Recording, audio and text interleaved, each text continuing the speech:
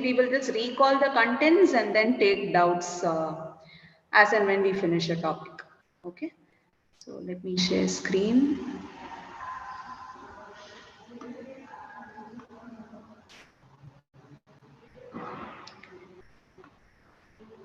Is the screen visible? Yes, ma'am. Okay. So let's quickly recall, and then whatever is the doubts related to that topic, we will deal with it and then continue. Okay. So how do you find the rank of a matrix? Firstly, what is rank of a matrix? Number of non-zero rows in a matrix. Number of non-zero rows after reducing it to row echelon form. Yeah. So either row echelon form or number of non-zeros in echelon form after converting the given matrix into echelon form. Yeah.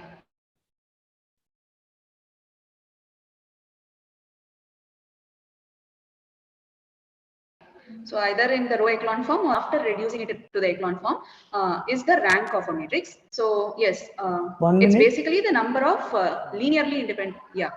Shall I tell one more thing, madam? Can we say that the maximum order in which the matrix has non-zero determinant is also correct?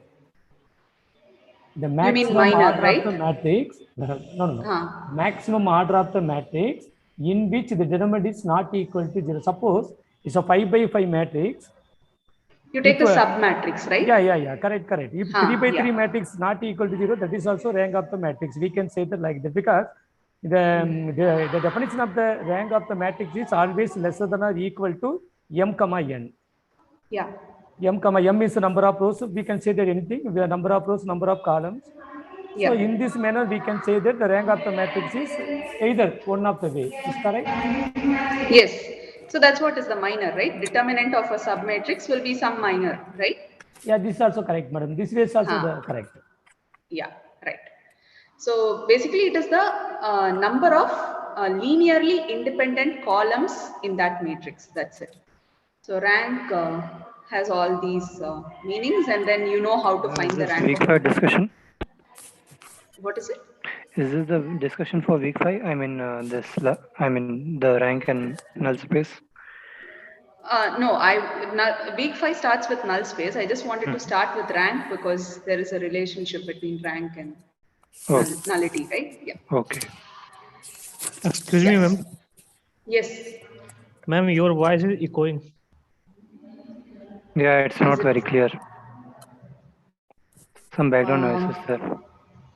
Yeah, the background noise will be gone in a while. I guess there's someone here. Okay, just give me a minute. It is the echo, not the background noise. I think she's the echo also and background noise also. Probably. It's yeah, a big just give me a minute. Just give me a minute.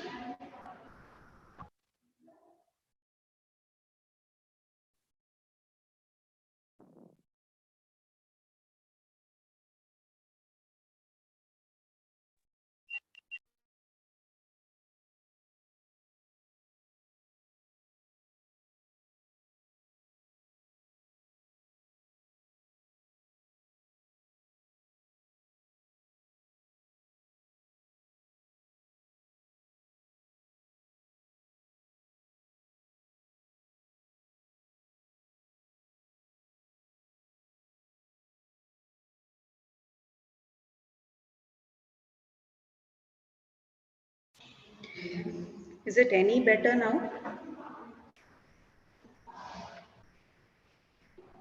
Little bit, ma'am. Thank you. Yeah, okay. So yes, I guess if I reduce my volume, the echo might be lesser. Can you hear me clearly? Yes, ma'am. Yes, ma'am, we can hear you, ma'am. Okay, fine. Okay, so you know how to find the rank of a matrix. What is the null space of a matrix? Number of independent, we can say rows. So null space is a vector space in which the number of independent columns in a matrix. Call the solution space of a solution space system of of a homogeneous equations. system. Yeah, maybe we'll go one by one. Yes, solution space of the Homogeneous system system. AX is equal to 0. Yes, solution space of the homogeneous system, right? And with respect to independent rows, there was someone telling something, right? Nullity is defined as the number of independent variables in a matrix. I mean, Yeah. yeah. That's nullity. Okay, fine. Nullity. So the null space is basically the solution space of AX is equal to 0. And you know that this is a vector subspace, right? Yes. So if A is an M cross N matrix, it is a subspace of Rn or Rm.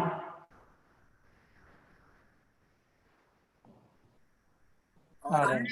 Rn. Rn. Rn. Rn. Yeah, because you N have denotes the columns. Number of columns. A is M cross N. You're looking for the set of all X satisfying this. So X has to be an N cross 1 vector so that AX is well defined, right? So the null space is a subspace of Rn, where n denotes the number of columns of A. And the dimension of the null space is called the nullity of the matrix A. And yes, as you said, the nullity denotes the number of independent Variables. Independent variables after you reduce the matrix into the row echelon form and all that. Okay. What is the rank nullity theorem? Nullity of A plus rank of A is equal to the n. Dimension of matrix. Equal to the number of variables. N. Number of number of columns of the matrix, Number right? of columns. Yeah, column of basically the dimension of matrix. I mean, dimension is sorry, dimension, but number of columns.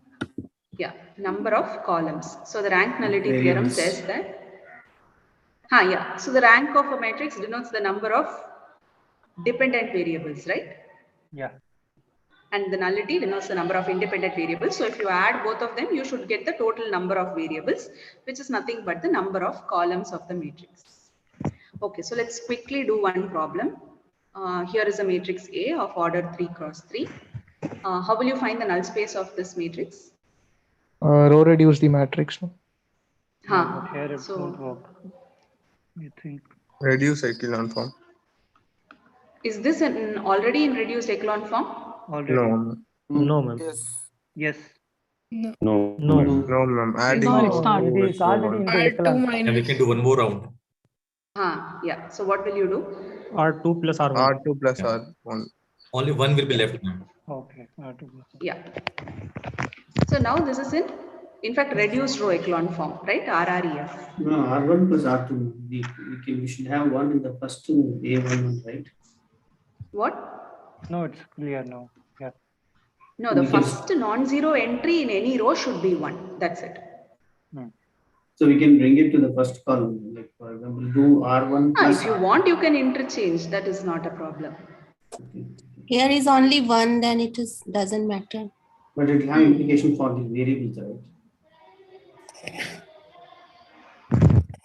Because if we have one, Ma'am, your X2 because is the pivot, if the pivot column is the first and second, there's a difference, right? Because if the pivot column is yes, agreed. That is why it's called row reduce. No, you have to do only row operations. You cannot do column operations. Yes, did you want to interchange the two columns? No, that you cannot do. No, not columns. What I'm saying is, okay, here. How do we can't get one at the one as the element A11 right here. No, how will you bring it there? No, you can't get it actually. So that's why we'll have to do this way. Okay. The first non-zero entry in each row should be 1. That is satisfied. Yeah. Okay. So this is in row reduced echelon form. Why it's row reduced? Because whenever you have a pivot entry, all the entries in that column other than the pivot entry are all 0. So it is in row reduced echelon form. Okay, fine. So yes, how many dependent what is the rank first? What is the rank of A? 1. Rank is 1. 1. Yeah, because it has one non-zero row after reducing it in the echelon form. So how will you find the null space of this matrix? 2. Substitute Two independent value. variables are there, Substitute for the independent. and we Number of independent variables. There are two Number in That of is nullity. independent Hmm. Here the independent There variables are are x2, x3, T1 and x2, x3. x1 and No, x2 X1 and and x3. X3. X1 X1 and and X3. and X3 X3 are are independent. Agreed. Independent. So X2 we is will Now my remove question is, how will arbitrary. you find the null space? What is the null space? Put we x1 have to equal to substitute t1, value x3 equal to from t2. x1 is equal to t1, x3 is equal Huh. to t2, Okay. X3. and we should Okay, T substitute comma S. x2 as 0. Why are you doing that? No, x2 is 0. No, No, no. No, that x2 is equal to 0 because Why? the first expression 0 Because into x1 plus x2, 1 into x2 plus 0 into x3, that is x2 equal to 0. Perfect. So No, I basically didn't what do you're that. trying to do is you're trying to find the solutions of AX is equal to 0. So you will take the augmented matrix, right? But whatever row operations you do on the 0 column, it's not going to change the zeros anywhere, right? yes, ma'am. That is why we always ignore this column. Instead, we just take the matrix and do the operations. And then after you get the reduced form, you should interpret it like this: 0, 1, 0, 0, 0, 0, 0, 0, 0 into x1, x2, x3 should give me 0, 0, 0. So from this, what am I getting? X2. x2 2 as is 0. 0. Yeah. X2 is a dependent variable. This is a dependent variable and x2 is equal to 0. Perfect. So x1 and x3, there is no condition that we get from here. So they are independent variables and the number of independent variables is going to be Nullity. Nullity of A. nullity. So So that's going to be equal to 2. T0, T is the, this one, right? T0, T is the spanning set. No. Basis. Tell me what is a basis? 1, 0, 0 and T0, 0, T. 0, 1. 0, 0, 1, 1. 0, 0. 0 S, T0, T. Oh, sorry. T0S. right? 1, 0, 0, 0, 0, 1. No? 0, Yeah. 0, Now you 1, can put 1, 0, 1, 1, 0, 0. You can put T is equal to 0, S is equal to 1 and T is equal to 1, S is equal to 0.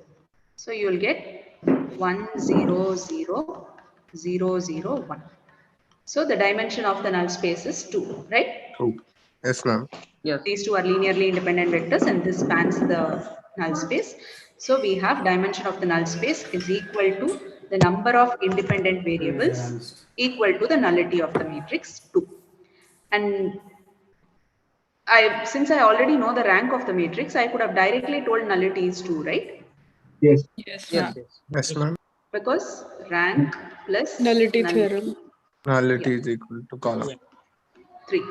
The number of columns, which is 3. So once I know the rank, I can tell the nullity using the rank nullity theorem. Okay, so I'll take questions from the first two lectures, that is 5.1 and 5.2. Any questions from 5.1, 5.2? What if rank of any matrix is 2? Then how we will decide? If rank is 2, nullity, you mean a 3 cross 3 matrix, is it? Yes, ma'am. So if rank is 2, then nullity has to be 1, no? So that when you add both, you will get 3. Okay. Yes, ma'am. So in that case, you will just have one independent variable. No, ma'am. So, ma'am, this is the basis, na? 1, 0, 0 and 0, 0, 1 is the basis. Yes, this is the basis. Yes, the person who was asking, please continue. We'll finish your Ma'am, doubt. in above case where you write the matrix, ma'am, please scroll up. First row is completely 0 after reducing it. And second column is 1, 0, 0. Suppose first column is 2, 3, 0 and second column has some element and only last row is 0. Then how we will decide from here that which is Are you telling independent? this? Suppose it is 2, 3. Let me write it down separately. So you're asking what if it is 2, 3, 0, 1, 0, 0, 0, 0, 0, right? Yes, ma'am. You can also take third column some element, only third row will be 0. A third row is 0. Okay, 1, 2, 6. Is this in row echelon form? No, ma'am. Is this in reduced row echelon form? No, ma'am. So you have to do that first, right? Yes, ma'am. So what is the first operation you should do? Ma'am, I will make first element of first row 1. So I'll do R1 by 2. So 1, 1 by 2, 1 by 2. 3, 0, 2, 0, 0, 0. Then what should I do? Then I will make second row first element 0. Yeah, R2 is R2 minus 3 times R1. R1. Ma'am, please mute others. Yeah, those who are not speaking, can you please mute? Okay, 0 minus 3 by 2. 2 minus 3 by 2 is 1 by 2. Okay, then what should I do? It should be minus 1 by 2, right? Again, minus 3 by 2, 2 I will make it 1. minus 3 by 2 is 1 by 2, right? 2 minus 1.5. Okay. Still some are not muting them actually. Yeah. Too much of music. Everyone. Okay, Please mute all. how do I do that? The option will be there. Oh, I think in the In participants participants, list, I'll get that option. mute all down.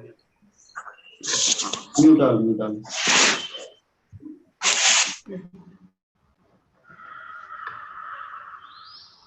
Okay, fine.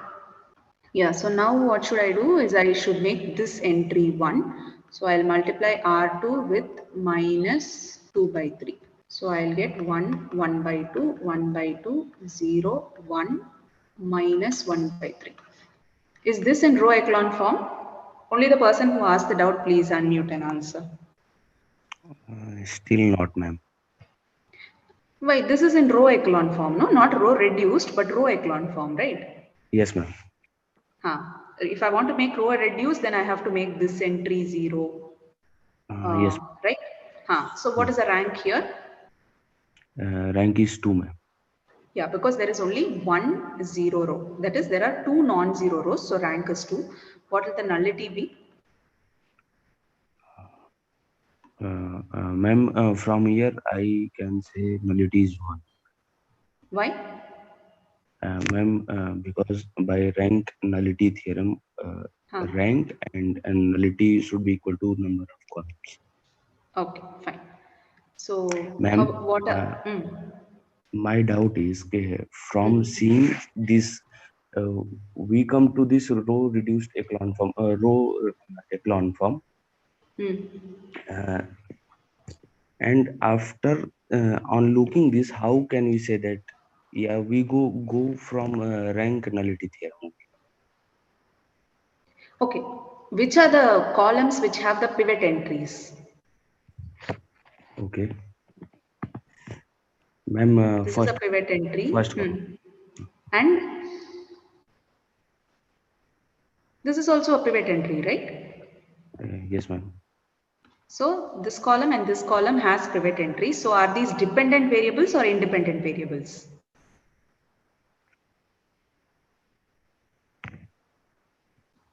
These are dependent. Ma'am, The columns with pivot entries correspond to dependent variables. So what are the dependent variables?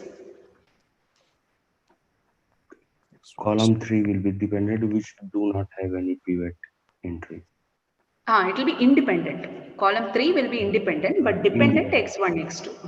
So independent variables is only x3. So this is my nullity, right? Number of independent variables. Yes. Got it?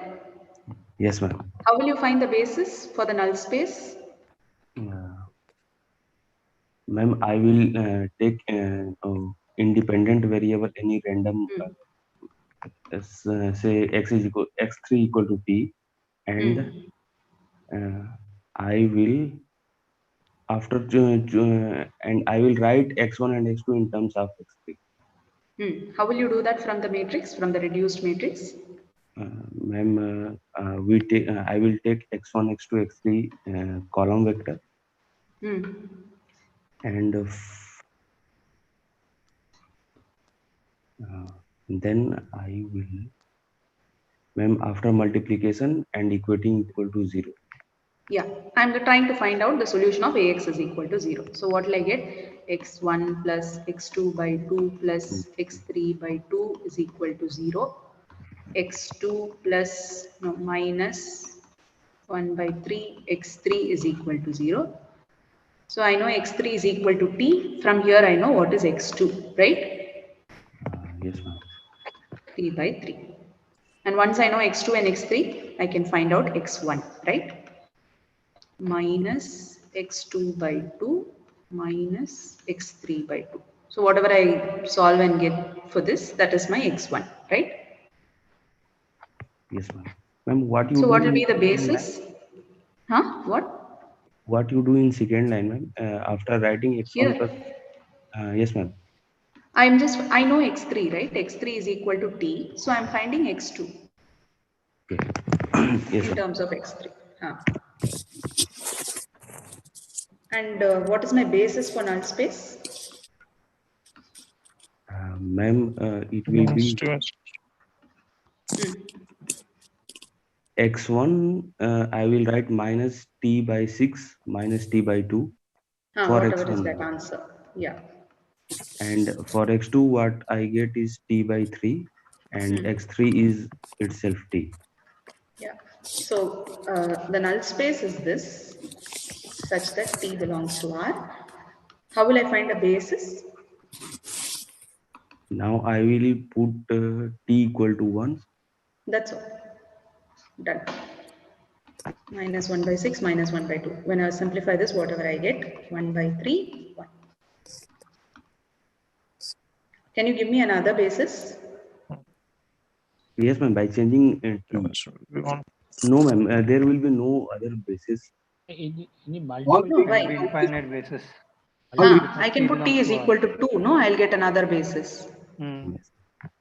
There'll be only one element in a basis that is there, but there are infinitely many bases that you can, because t is varying all over R, no? Which base will correspond to which value? But this set will span the full vector space. So I think only one This will vector. span the null space. Null space. Because I'm finding a basis for the null space.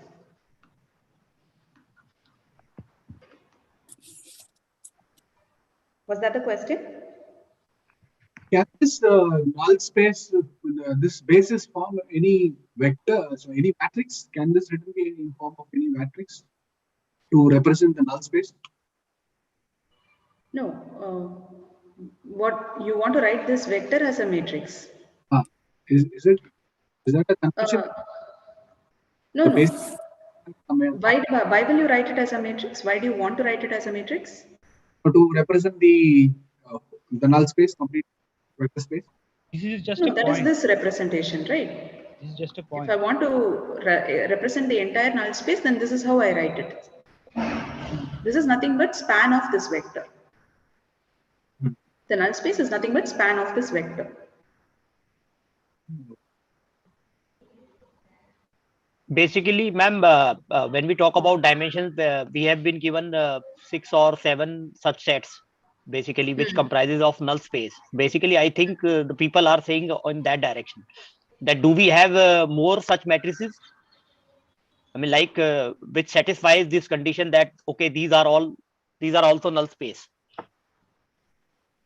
I did not understand. More such matrices in the sense. No. Maybe like the positions of ones on different places, like 1 0 0 and then 0 1 0 or something like this that. One, right? This one. Yeah, yes, ma'am. This one, yes, ma'am. So in this case, what do you want to do? So can we write all such matrices? I mean, like the combinations.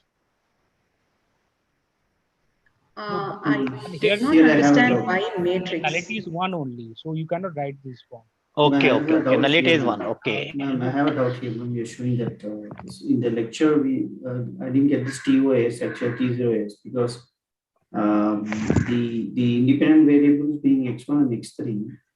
So both should be given a t, right? How t and s become? No. Why? They are independent, right? If you put both equal to t, it means that x1 is equal to x3, right? Okay, then. That's not the condition, right? x1 and x3 can be anything. That is why I am taking two different things. They can be equal also. Okay, so but only x2 is dependent, x1 and x3 independent. So we need to take two different values. That's what you mean, right? Yeah, if I take x1 is equal to t and x3 is equal to t, aren't you telling that x1 is equal to x3? Yes, ma'am. So x3 becomes dependent on x1, right? No, ma'am, they are Which is not the independent. case. They are independent. No. I choose to give the same value to both. You can choose to give them same value, but you cannot tell that that is the general representation, because when I write like this vector does not even belong to the null space. Right? Right. I should have only 1, 0, 1, 2, 0, 2, 3, 0, 3 and all that. 1, 0, 0 also belongs to the null space. That is because I have two independent variables and they can take any values. They can take the same value as well. 1, 0, 1 belongs to the null space, I agree. But if you write this, then you are saying that 1, 0, 0 does not belong to the null space, whereas, yeah. Okay. Madam, I have a question, madam. My question Yes. is that can you tell me what is the geometrical visualization of null space? I am not getting it actually. How you visualize geometrically? What is happening actually? You tell me this. How will you geometrically represent this? The solutions of AX is equal to B. Solution of AX is equal to B. But I am not pretty much sure actually. Maybe I am not You will able have, to. Yeah. you will have a system of, say, let's take the 3 cross 3 case only. You will have 3 linear equations, right? So if I take 3 cross 3, then each one is So going to the represent the intersection. It is telling the intersection. Yeah, that's it. So instead of AX is equal to B, you have AX is equal to 0. That's it. No. So what is the significant? Why you are interested in AX equal to 0, not AX equal to B? So AX equal to B give the clear linear intersection. Then what is the extra thing AX equal to 0 is giving? No, without I'm just putting B is equal to 0. When you have AX is equal to B, the solutions of AX is equal to B does not form a vector space. Yes, exactly. Vector subspace. The solutions of AX is equal to 0 forms a vector subspace, so that's interesting to study. So this is the definition of vector space. This is a definition of vector space. Okay. All the values so of if x x1 for and this x2 x equal to 0. If x1 and x2 are solutions of AX is equal to 0, do you agree that x1 plus x2 is a solution of AX is equal to 0? Yes. Yes? No doubt. Do you agree that alpha x1 is a solution? Yes. So does the solution of AX is equal to 0 form a vector subspace? Solution of X, yes, it is for That's it. It is. That is what is making this subspace interesting. Okay, so so suppose two vectors are there, they are not a subspace, and two vectors are there, they are subspace. How the geometry will be different? So you know that if say an R3, what are the subspaces of R3? Geometric representation under the usual addition and scalar multiplication. It is a plane or a line? 0, 0, straight line. Planes or lines passing through the origin, right? They contain the 0 vector. Yes. That is, I mean, like the condition is like they have to pass through the origin always. Yeah, because that is when it should contain the 0 vector, right? So they have to pass through the origin. Oh, got it. Yeah. Sorry for the basic doubt. No problem at all. One more question. Yes. The echelon form always contains the first entry should be 1. All the rows. First The first non-zero entries. First non-zero entries. This is necessary. The first non-zero entry may be other than 1 also. That also echelon form. Why the necessity of always force to 1? Because when you reduce it to the echelon form, it's easier to find the solution. That's easier. Easier is okay. That's our convenient. My question is, it's a compulsory or not to convert into 1, or it may be any number, non-zero entry. If you want to convert it to row echelon form that was designed by the mathematician, then it has to be 1. But you can do your, like, I can tell row Sushmita form. One more, madam. And In this, I can okay, give yeah, I got it. In this manner, I have some controversy. When we are doing the Gauss elimination method, for our convenience only, we are changing into non-zero entities are 1. Non-zero entities are, first non-zero entities are 1 to make it very easy to solve the problem. Yeah. Yes. But as per method, if you are comfortable in doing the problem, then the first entry, first non-zero entry, first entry means first non-zero entry only. No need, don't take any mistake. The first non-zero entry may be 1 or may not be 1, depends upon the mathematician he approaching the problem. This is my opinion. You may suppose or not. I don't know. No, I completely agree. If you want to solve this system, it's not necessary to divide the first row by 2 and then solve the system. One more. So if you are seeing the echelon form, just now we have done the problem. It changed into fraction form. -3/2 something you have changed the echelon form. If you go up, so the doing the calculation in terms of integer is very easy than the doing the calculation with the fractional. Because when we are doing the calculation with the fraction, there is a maximum chance of doing the mistake. So that's why I'm imposing I am convenient. I am convening to the problem with non-zero entities are not equal, may not be equal to 1. So that is why, I mean, like the professor in the lecture said that first reduce it to row echelon form, and if it is solve your equations, then it's okay. And if it is not solving your equation, then go ahead to further row reduced echelon form. Yes. No. My question is, I guess the question here is why make this 1? Echelon form is itself a question. The echelon form itself a question. If you don't no, there is. It's very simple. Like that. What you say? Can I give a perspective for this? Actually. Yeah, sure. Yeah, my question is, if first non-zero entry is other than 1, first non-zero entry is other than 1, it's echelon form or not? This is my question. No, that is not an echelon. It's not echelon form. But why the echelon form is there is because if you don't do it, your computation will increase too much, and you will be spending too much time. Then one more question. Yeah, this is open question for all. If it's not equal to, that is compulsory has to be 1 means, the question is why the theory says in the lecture notes says the ith entry should be non-zero, not equal to 1. Then entry, the theory has to be changed to 1. It means can I answer this? 2 or 3 any variables that row. Please, sure, go ahead. Other value should be 0. Form is to reduce the calculation part. Okay, if you are comfortable with putting it 3 and you can solve it, it's okay. Nobody is asking for how you are going to solve this equation. If you are comfortable with 2, you can do it. Yeah, see. No. If you please, have the question is, please listen. Yes, I understand your question. Whether the echelon form or not. Yeah, thank you, madam. No, it's not echelon form. It's not echelon form because the mathematician who designed the row echelon form put some conditions and you have to follow it.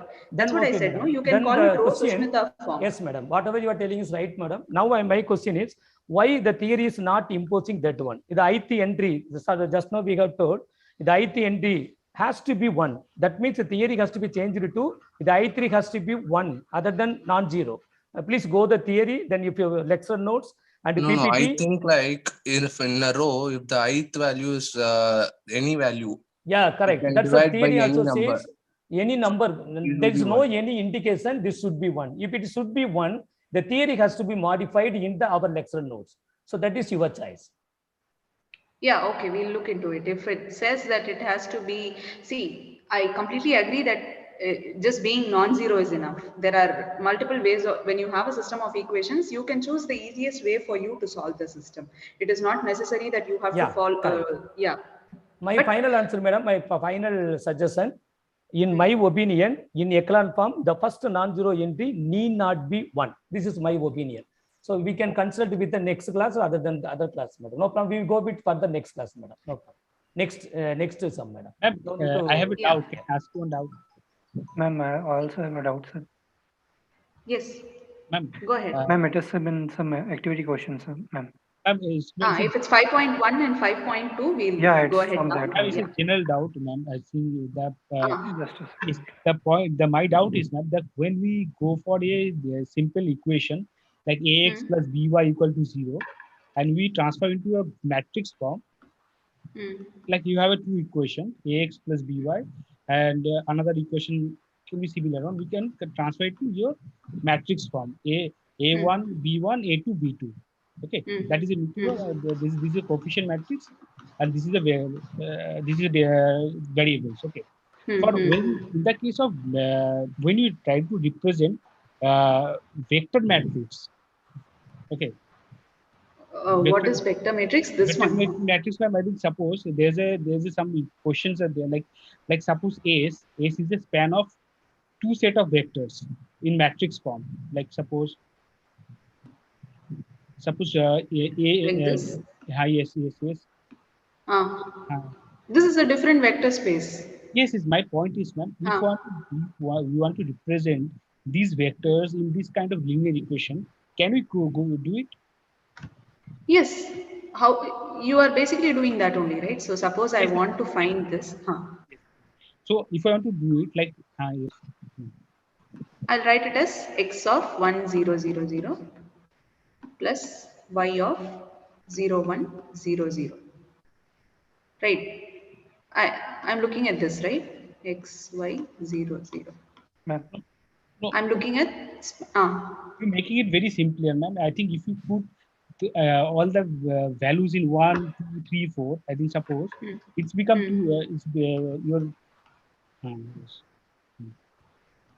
even then it's going to be the same. No, I'm just going to add two matrices, right? No, but its dimension will change. Ma'am. This dimension become your like. No, the dimension of this vector space is going to remain 2 because these two matrices are linearly independent. That's it. No, suppose it's not linearly independent. Suppose there's a no 2 is not there. Okay, and if you add another vector, and where okay, say this. Okay, it's also becoming linear independent. No, this is dependent. No, this one is a scalar multiple of. We should make another independent vector. You want an independent vector, okay? Yes, I want only independent vector. From the first one you have, yes, ma'am. No, it also become linearly independent. No, this is independent. No. No, if you add those things, you can. Madam, this second vector to third vector. But my point is that. Can I ask a question?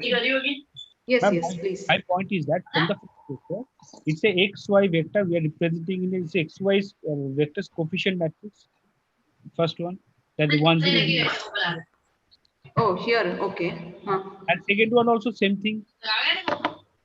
See, the vector here is this, right? Yes. These are my vectors now. Because my vector space is the set of all matrices. So my vectors will be the matrices now.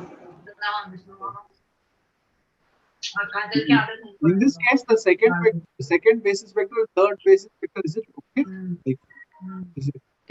Is it what? No, my point is, ma'am, it's the third one says it is dependent. One is there. These points is on R2, right? These points are These in are R2. all. No, they are in. No, they are not in R2. They are in M22 of R. That is the set of all matrices of order 2 cross 2. They are all matrices, right? They are not vectors in R2. No, exactly. My point is, ma'am, when we are going to, like, for example, about the linear equation ax plus by, this if I want to draw this in a xy Cartesian plane, that represents the 2 points. Okay. And if you similarly draw these each vectors in a Cartesian plane, it will reflect as some point in a Cartesian plane. Yeah, you can draw it in R4, right? Because you will have a system of 4 equations for each entry. Corresponding to each entry, you will get an equation, right? Yes. So you mean to say I have to break it to x and y this form only, and then we will get this, right? No, I did not understand your last question. Actually, ma'am, this is maybe my understanding. There is some misunderstanding from my side. Hello. Can you hear me? Hello. Did I lose connection? Your screen is not visible actually. Okay. Just one second. Can I put my question? Yes, please. 1 second. Yeah.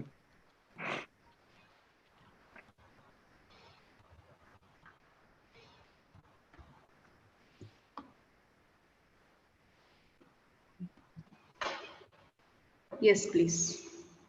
Yeah. Yeah, so let's finish this question. Who was asking this question? What was the question actually? Yes, ma'am. My question, ma'am.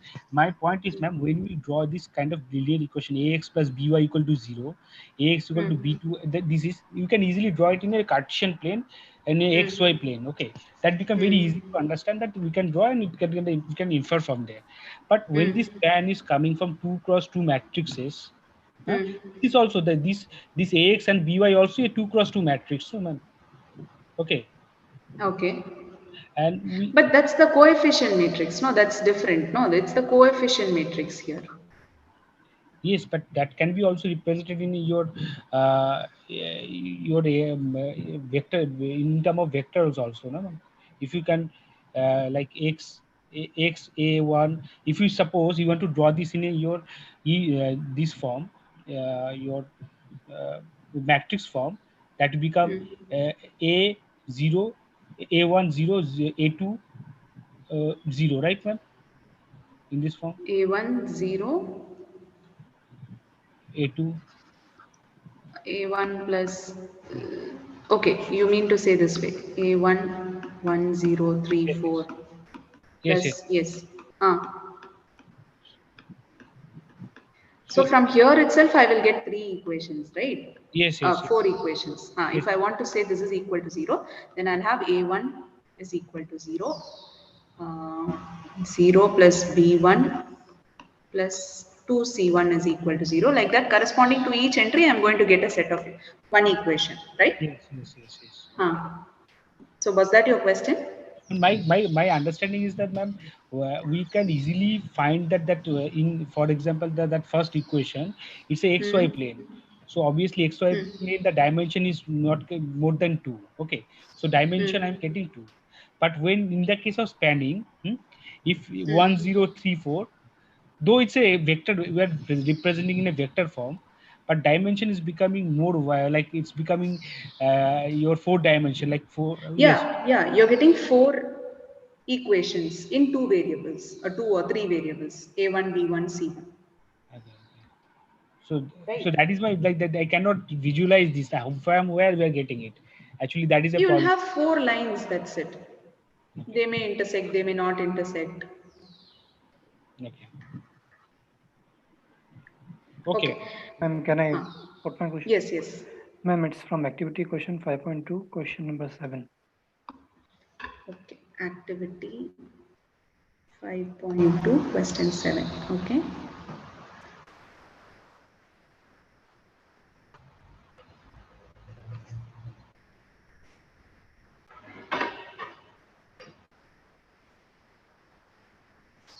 Okay. Yeah. So, what is the doubt here? I didn't understand this first and second option. Okay. If nullity of a 3 cross 3 matrix is C for some natural number lying between 0 and 3, then the nullity of minus A will also be C. Okay. So what is the relationship between nullity of a matrix and nullity of negative of the matrix? Say I had the first matrix, right? Okay. What was the nullity here? 1. When I take the minus of this matrix, what will I get? Still 1. Same. Why? Sorry. Independent rows only one. When we multiply 0 with minus, there will be no. No, but one the thing row you can space do. remains the same. Exactly. So what you can do is you can do an elementary row operation and convert it to minus A, right? I can do minus R1, minus R2, minus R3 and convert it to this matrix which is minus A, right? Okay. So by doing the elementary row operations, I'm not affecting the rank or nullity, right? So, madam, can we But say ma'am, like that? nullity is the same in both the cases. Can we Yes, can we say one that? second. Yes. Yeah, I think it is a clear cut na, that if I take a vector like this and if I multiply it by the C, it will be in the same vector space. So my nullity is not changing. No, tell me this. When I talk about nullity, I'm talking about the dimension of AX is equal to 0, right? Yes. When I want to consider minus A, it's still going to remain 0, right? I can just write it as A Yes. of minus X is equal to 0. Yes. So the solution space is not going to get affected, right? Right. Yes. It is just an elementary operation. Yeah. And then nullity of A plus B is equal to nullity of A plus nullity of B. Okay. What do you think? Is it true or not? False. I don't know, ma'am. Well, why don't you know? Just guess. Like, see, when you talk No, about but nullity is this and a rank and property all or what? that, huh? No, Is this some we can property just for take a nullity or matrix as what? A and the other as minus A. If I take B to be minus A, then the nullity becomes 0. Nullity of A plus B becomes 0. No, nullity And of A plus B becomes the sorry, entire, not 0. It becomes the number of rows, means yeah, number whatever, of how many columns. number of columns. Yes. You And need A to and B, choose, yes. No, A ma'am. and B Sorry, could be didn't get it. we can take identity matrix as A. yeah. Then the nullity would be 0. And similarly, nullity of minus I is also 0. 0, yeah. This is not a property. Sorry, ma'am. This is. So how you prove that? How you prove that nullity of A plus B equal to nullity of A plus B? I did not prove. I This have given a counter example to say that it is not true. Yeah. So I'm telling it is false. Yes, that's correct. But how I can generate proof on that? Nullity, I providing it. Ma'am, please mute everybody. So much sound is coming from Somebody is background. making noise. How do I mute? Yeah. Yes, whoever had the doubt, just please unmute and ask. So, ma'am, in this second option, you are saying that if I take nullity, let's say if B is equal to minus A, I mean, if we take some such kind of this, so won't it be same nullity of A plus nullity of B? I mean, nullity of A plus B. Yes. But I can choose A such that the nullity is 0, right? I can choose an invertible A, right? If the matrix is invertible, then the nullity is 0, right? Yes, so how Okay, I I think can I'm prove going. generically? How can I prove One it minute. generically, madam? Ma'am, in this, can we choose any of the matrix? I mean, the one you gave example that if it is invertible, then nullity is 0. Or else I could I'm take choosing also identity matrix. Or else I can also choose where the nullity is whole 3, like 0 matrix. Yeah, but that's not going to tell me whether the statement is true or not, right? I want to know whether the statement is true or not. If I have to show this is true, I have to prove it. If I have to show it is false, then I just need to find one A and one B which does not satisfy this, right? Madam, one question, madam. So you're saying that this matrix A, you are taking it as invertible, and B I'm for taking B? A to be identity matrix and B to be minus of identity. Minus of identity. Okay, so in both the cases, nullity is 0. Yeah. Madam, one question. So One second, we'll just finish this. What is nullity Yes, of A plus B here? 3. A plus B is 0. So if I take a 3 cross 3 matrix, it's going to be 3, right? It's a 0 matrix. So the nullity is the number of columns, right? Yeah. But it is also null A plus B equal to 0. No. 1 minute. No. Just a Wait. second. Let's take 2 cross 2 matrices. Yeah. What is the nullity of A? It is 0. Why? Because there is a rank is 2. So nullity is 0. Don't interrupt, please. So who is interrupting? But I'm asking no question. You are interpreting between. No, but I have also same question. Okay. But okay. What is nullity of B? 0. Nullity of B is also 0. Why? Why? Because its rank is 2. Same thing. Its rank is 2. Yeah. Or you can use the first option, right? Nullity of a matrix and minus of the matrix is the same. Okay. What is A plus B? 2, 0, 0. Everything will be 0, 0. What is nullity of A plus B? 2. Nullity will be 2. Is nullity of A plus nullity of B equal to nullity of A plus B? No. Yeah, that's it. Okay. So you've given an example where it doesn't hold. So the statement is false. Okay. Yeah. So, there was someone else who had a question, right? Last can we go to the same question activity? 14. 10th one. One second. Same activity, question 10. What is the doubt? Yes, please. Ma'am, last option I couldn't. I also that was a confusing one. There exist square matrices A and B such that nullity of both A and B is 0, but the nullity of A plus B is n. We just gave an example, Okay, right? that same example, right? Yeah. So Okay. 10th 10th one. Okay. Yes. Ma'am, and 14. This one. Okay, we'll finish 10 first. Okay, ma'am. Let A. What is the doubt here? Here, how the options rank A is equal to M. You have a homogeneous system M cross N. It has infinitely many solutions. Okay, so I have a system, a rectangular system, say 2 cross 3 system. Okay, and then when I find the augmented matrix, I'm going to have this, right? Say I have 2 rows and 3 columns, I said. So 2 rows and 3 columns. Okay, I have a matrix like this. When will I say this has infinitely many solutions? 1 row is 0. Huh? What? 1 The row is determinant is 0. At least one row is completely 0, right? If one row is completely 0, what can you tell about the nullity of this matrix or the rank of this matrix? rank is 1. No. Okay, in this case, yes, 1. Okay, fine. Rank if I is have, M. it is at least less than the number of rows, right? Yes. Ma'am, even if the one row is not 0, none of the rows is 0, we may have a possibility of infinitely many solutions. How? Because there are 3 columns, right? So one has to be a dependent. No, row echelon form you have to convert, no? So when in that it will come 0, no? No, in that case also it may not be 0 row. Yes. No. It will be, no? No, it will be. Rank of a 2 cross 3 matrix can be at most what? 2. Most 2. It can be at most 2 because you it will be the minimum of number of rows and number of columns.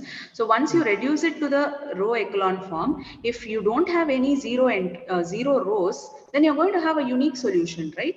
Yes. So nullity will be 1. Ma'am, consider the case where we have 1 0 0 and 0 1 0. 1 0 0 0 1 0. 0 1 0. Okay. Yeah. So in this case, x3 can be chosen as anything. Yes, right. there can be multiple of solution in that case. Here if the rank is 2, the nullity has to be 1. Right? If it is a 2 cross 3 matrix. Yeah, but have you said 2 cross 3 matrix or 3 cross 2? No, I started with a 2 cross 3. X1, so that, ma'am, if they said the rank has to be 3, otherwise if anything less than 3, there can be multiple solution of A. No, the rank cannot be 3 at all. It is less than or equal to the minimum of rows and columns. So in this case, nullity will not be 0. Yeah. Okay. Yes. What was the question about then? Homogeneous system having infinitely many solutions. Okay. So what did I say? I said that the last row has a. Okay. Fine. Agreed. Fine. Yeah, my bad. So if it is a square system, then I want at least one row to be 0. Yes, completely agreed. Okay, fine. So Yes, it will have infinitely many solutions even in this case, right? Yes. Because I have 2 rows and 3 columns, the rank is 2 in this case. And one of the variables is going to be independent because the nullity is going to be 1, right?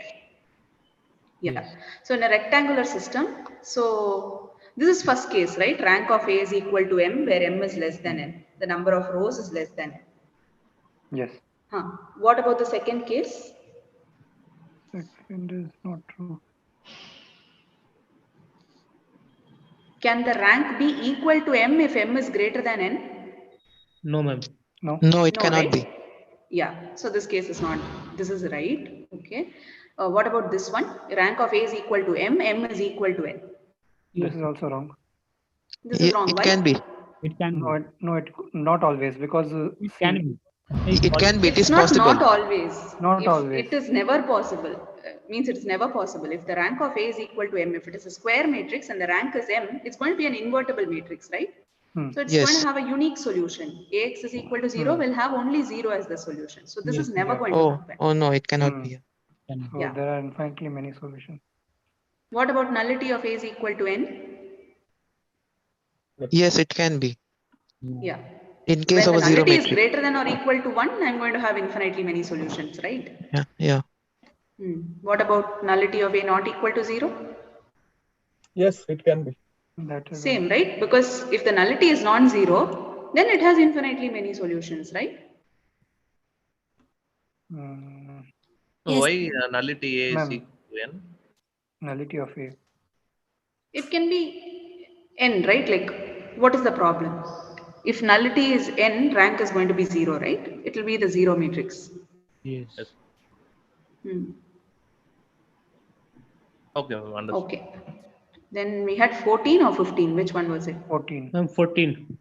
Okay. Suppose x1 is not equal to 0, solves Ax is equal to 0. A is a 2 cross 4 matrix. Okay.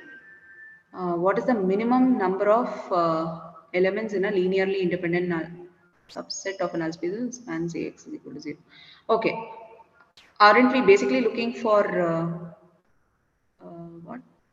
Basis, dimension? Minimum number of elements in a linearly independent subset of null space. That also spans. Yes, we are looking for the nullity of A, right?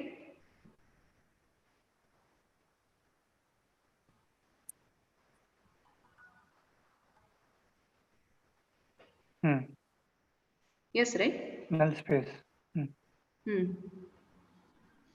So x1 is not equal to 0. Solves Ax is equal to 0. So the nullity is at least 1, right?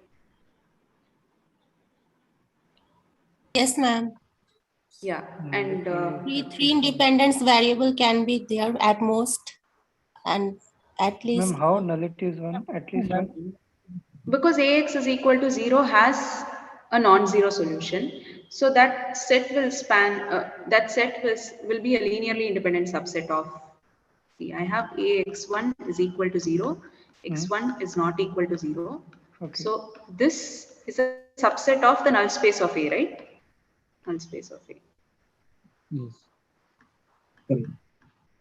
And this is linearly independent as well, right? Yes. Just one element, non-zero element. So this is linearly independent, right? Yes. Okay. Then what is the thing? What is the minimum number of? Okay. What are the possible values for rank? One doubt. Rank will be maximum 2 cannot be 0. 1 second. X1 has to be one of the solution has to be 0, no? Otherwise. No. It says that x1 is x1 not equal to 0 is a solution. Okay. Yeah. Okay. So what is the maximum possibility for rank? 2. 2. So rank can be at most 2. So nullity will be 2. Number of columns is 4 columns. So the nullity has to be 2, right? Yes. Nullity has to be at least 2. Only then I'll get rank plus nullity is equal to 4, right? Yes, ma'am. So the minimum number number of linearly independent vectors in null space that also spans the null space has to be 2. We are basically talking about the nullity. That's it. Dimension of the null space. Right? Ma'am, one also doubt. How rank was 2? Because see, you are saying x1 is not equal to 0.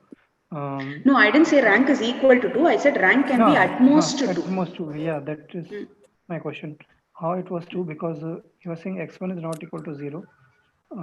Rank of A is less than or equal to minimum of number of rows, comma number of columns. That's why. My number of rows was 2, number of columns was 4. So rank of A is maximum 2. Okay, maximum you are saying 2. And you are saying you have to find nullity.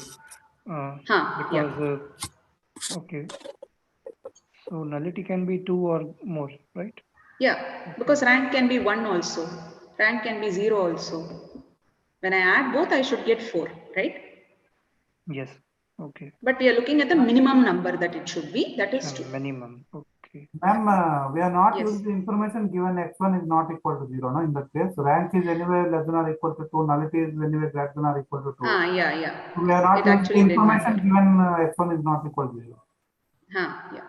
Is this of useful information? X1 not equal to 0? No, right? Even without it, we could have solved the problem.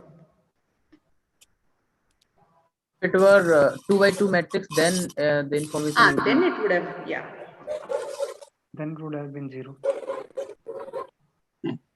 Yeah, then nullity would have been at least 1 because I have a non-zero solution. Yes. Yeah. Okay. Any other questions from lectures 5.1 and 5.2? Ma'am, in this question, this last S5 I couldn't see it. Consider the following sets. Will it be a basis for R3? What is the maximum number of elements in a basis for R2? It's 2. This is for R2. Only 2. Okay, only 2, right? Okay. So S5 can't be a basis. Yeah. Okay. Okay. Then what else? If not, then we'll proceed. Okay. So is the person who had doubt about row echelon form present? Row echelon form. Yeah, one who was suggesting that the first element might not be 1. Is he there? Even if he's not there, you can tell your comment because he might watch it later. Yeah, because as far as I understand, he had this doubt that in the theory part, that is in the lecture notes, it was not suggested that the pivot element has to be 1. Okay. However, it's not the case. It's clearly written in the very first point that the leading entry has to be 1. Yeah, the non-zero. Yeah, that was his doubt, I guess. I'll point out something. That was not the doubt. He was talking about the definition given in our course versus some other mathematicians. Like if you search videos on YouTube, a lot of people are using the reduced row form, not the reduced row echelon form, the reduced row form. The row echelon form. The row echelon form, not the reduced row echelon form. Certain mathematicians and some other courses online are using the definition of just transforming the matrix into an upper triangular matrix, and the leading is not being converted to 1. That was his doubt. In our course, we have been told that the definition of reduced matrix is the first leading term has to be 1. That was the doubt. Okay. But I think he said that in our course material it is given that it should be non-zero. It is given in our material that the reduced form has to have the first leading term has to be reduced to 1. Okay, then it's fine. There's no fault. Yeah. Ma'am, I have a query on 5.2 question 14. I joined late. I hope it's not discussed and I can watch later. How is the answer? It is discussed. We just discussed it. Okay. But you can tell me. You can quickly try and solve actually, this. how we are getting 2 in this? I just wanted to know. What is the maximum value of rank that is possible? There are 4 columns and 2 rows. 2 into 4. Columns are 4, right? Yeah, columns are 4, rows are 2. So the what is the maximum rank Yeah, 2, possible? 2. Yeah. So what is the minimum nullity possible? Rank plus nullity has to be number of columns, 4. Right. Yeah. So the minimum nullity should be at least 2, right? So that it becomes 4. Yeah. Okay. Yeah. And the question is that, right? Minimum number of elements in a linearly independent subset of null space of A that also spans a linearly independent subset which also spans the null space is nothing but a basis for the null space. Okay. Thanks. Thanks, ma'am. Yeah. Yeah. Okay. So yes. Ma'am. Yes. Ma'am, you say that pivot entries corresponding to column will be the dependent variable. Yes. Ma'am, in lecture, sir had taken the matrix A equal to 1, 1, 1, 2, 2, 2, 3, 3, 3. In that, we get, after reducing it, we get 1, 1, 1, 0, 0, 0, 0, 0, 0. 0, 0, 0. Ma'am, here pivot entry is 1, 1, 1 in corresponding to 3 columns. No, you tell me which is the pivot entry. This, are you telling me all the 3 are pivots? Yes, ma'am. No. This is the only pivot column. Why? How would you identify a pivot? Ma'am, when we reduce any matrix by row reduce method, then we try to make the first entry in every row to be 1. Yes. And below it all should be 0. So Okay. element which is non-zero means which is 1 in any row, that will be the pivot entry. No. To the left of this, I have a non-zero entry, right? So this is not my first non-zero entry, right? In this row. Ma'am, we are doing row reduction, so we take a row form. Okay. Ma'am, So, one more doubt. Yes. When we talk about the spanning set, then entries in spanning set will be need not necessary that it will be linearly independent, right? Not necessarily. Yes. Okay, ma'am. Yeah. Because if a set spans a vector space, then any superset also spans it, right? Yes, ma'am. Yeah. Okay. Can I ask now? Yes. 5.1 question 12. 5.1. Question 12. 12. Okay.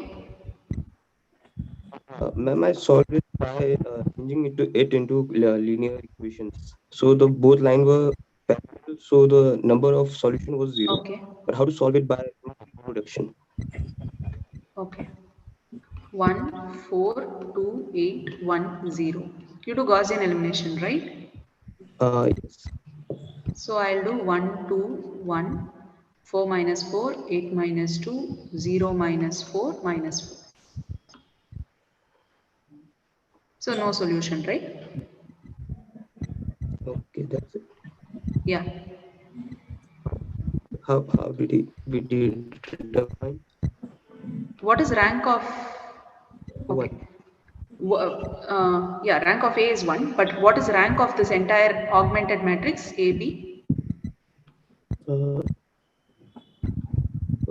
How many non-zero rows after row echelon form? 2. Yeah, this is not equal to rank of A, right? Okay, if this is not discussed in the course, then we can take it this way. So how now my system has reduced to this x1, x2 is equal to 1 minus 4. So what does the last row say? 0 times x1 plus 0 times x2 is equal to minus 4. Is this possible? No. That's it. Yeah. Okay. So let's proceed to linear transformation. What is a linear transformation?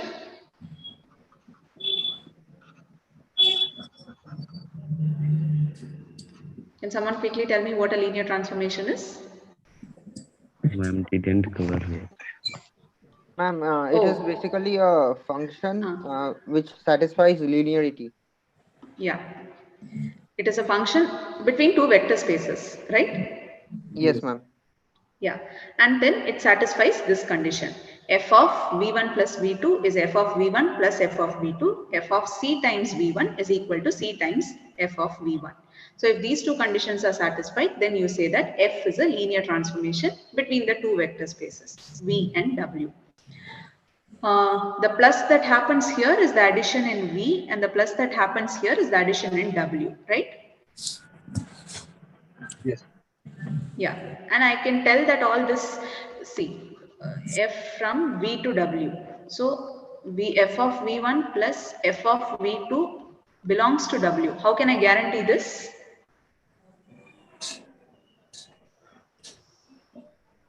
Because W is a vector space.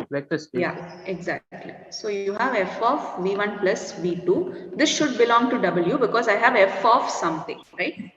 So this should belong to w. I am telling this is equal to f of v1 plus f of v2. And this belongs to w, I know, because it's a vector space. This belongs to w, this belongs to w. So when I add these two vectors, it will be in w. Similarly, because w is also closed under scalar multiplication, f of cv1 is equal to c times f of v1 belongs to w, and it makes sense. Okay? Yes. Okay. So if these two conditions are satisfied, then you say that a function between two vector spaces v and w is a linear transformation. When do you say a function is one-to-one?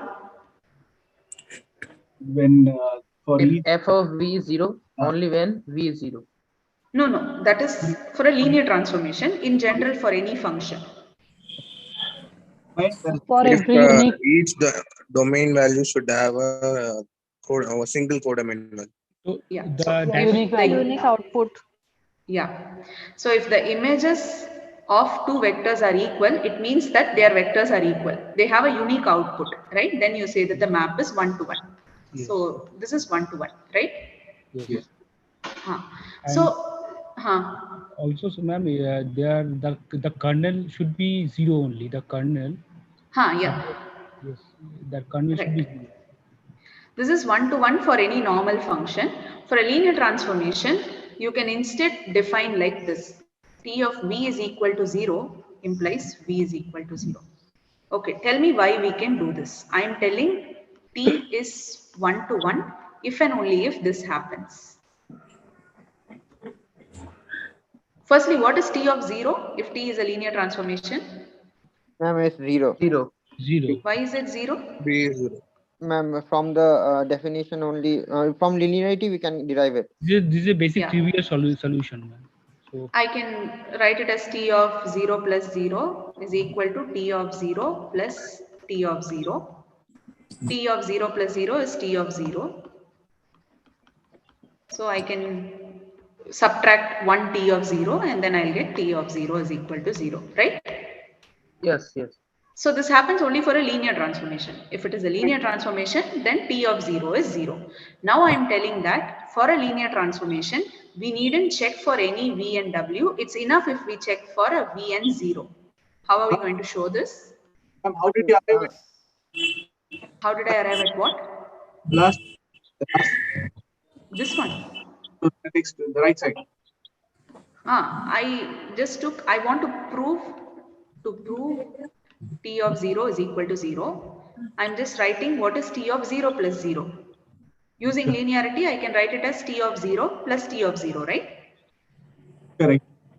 And 0 plus 0 is 0. I know that, right? When I add the 0 element to itself, I get itself, right? So T of 0, left hand side becomes T of 0, right hand side is T of 0 plus T of 0. From this, I can tell this, right? How can you tell this? Because I know that I have a minus T of 0. Sorry. Yeah. Okay, fine. So this is done. Now I'm showing that a linear transformation is one-to-one if and only if T of V is equal to 0 implies V is equal to 0. So I needn't prove for any V and W. It's enough if I prove for a V like this. How are we going to show this? We can take T of V1 equal to T of first I'm V2. assuming T is 1 to 1, right? Yes. T is 1, 1. Okay. I am assuming T of V is equal to 0. I need to show. Oh, were you assuming the other way around? I think yes, you were assuming the other thing. T of V V1 is equal to 0 implies V is equal to 0. You're assuming this. You want to prove T is 1, 1. Okay. So T of V1 is equal to T of V2. Yes. Then what will I do? Take the T of V2 in the left side. I'll get T of V1 minus V2, right? Yeah, yes. This is Then equal other to side 0. So only when V1 equals V2. Yeah, because we have assumed it. Okay. So this way is proved. What about the other way? Assume T is 1, 1. Now I have to prove T of V is equal to 0 implies V is equal to 0. How will we prove?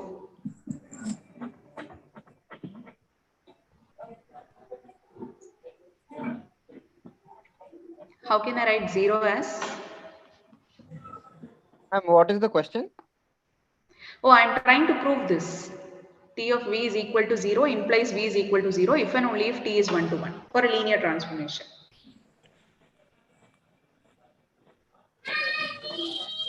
If a function is 1 to 1, this is what you prove, right? We have proved that if T of V equals 0, then it is 1, 1. Yeah, we have proved this implies T is 1, 1. This implies T is 1, Can 1. you explain it once again, ma'am? Could not get it. Okay, so I am going to show, so for any function to be 1 to 1, I have to show f of V is equal to f of W implies V is equal to W, right? This is when f is 1, 1, right? Any function. What I am telling is for a linear transformation, I needn't go for any V and W. It's enough if I show this for V and 0. Okay? Okay, so I want to show that T of V is equal to 0 implies V is equal to 0 is enough to show T is 1 to 1. This is for a linear transformation. Okay, so first I am assuming this T of V is equal to 0 implies V is equal to 0. I want to show T is 1 to 1. To show T is 1 to 1, what should I do? So we are taking T of V1 0. No. This is after proving that. Otherwise, I should take in general V1 and V2 and show that V1 is equal to V2, right? That is what you have. Yes. That's what I have shown here. I am taking T of V1 is equal to T of V2. From this, I can tell that T of V1 minus V2 is equal to 0. But I have assumed that whenever a vector is taken to 0 by T, it has to be the 0 vector. So V1 minus V2 is 0, which means V1 is equal to V2. So I have shown it is 1 to 1, right? Yes. Next, I have to show the other way around. T is 1 to 1. I am assuming T is 1 to 1. I want to show this. T of V is equal to 0 implies V is equal to 0. Yes, ma'am. So that means there exists only one V such that TV is equals 0. And we know that T0 equals 0. So V has to be 0. Yeah. So we have shown this for any linear transformation. So what we have shown is that to prove that a linear transformation is 1 to 1, it is enough if I show that T of V is equal to 0 implies V is equal to 0, right? Yes. Yeah. Okay. Then when do you say a transformation is onto? When the domain is, the range is equal to the domain. The image codomain. Every element of the codomain has at least one image. At least have one pre-image. Yeah. Image of T is equal to the vector space W. Means codomain. Yeah, range of T should be equal to the codomain. Okay, fine. And when it is both 1 to 1 and onto, you call it an isomorphism. Fine. 1 to 1 and onto. Okay. So isomorphism is a bijective, right? Yeah. It's a bijection. It's called an isomorphism because a linear transformation which is 1 to 1 and onto, you call it an isomorphism. It's a bijection plus a linear transformation. That's it. So become a, so to become a isomorphism, so that solution should have a only trivial solution. That should be one. What? Can you repeat? Become a isomorphism. It should be it should have a trivial solution only for V. For A, for example, the coefficient matrix or whatever take. We should be have only trivial solution. For I'm talking about the matrix perspective. X is equal to B. Means Ax is equal to 0. It should be yes. trivial solution, and should be R2R or R3 to R3 or R2 to R2. Otherwise, if the change in dimension. Yeah. Otherwise, it cannot be on to no. If I have different. Okay, fine. So yes, I haven't included any questions. So I'm open to lectures 5.3, 5.4, and 5.5. Madam, can you explain a linear transformation? Just to another linear transformation, the definition. Just to another vector space. Can you? What happens? Completely. Can you explain the basis also? Like that? What happens? How to? One-to-one and are you one-to-one. asking? Consider an example for one-to-one and one-to-one and do. Yeah. Okay, fine. Okay, so you give me an example. Any example? I can. Say from R2 to R3. Please take examples. Smaller. Ma'am, 2x plus 3y. R2 to R3 and another from R3 to R. Yeah, okay. 2x plus 3y. 3x minus y. Okay, fine. Is this a linear transformation first of all?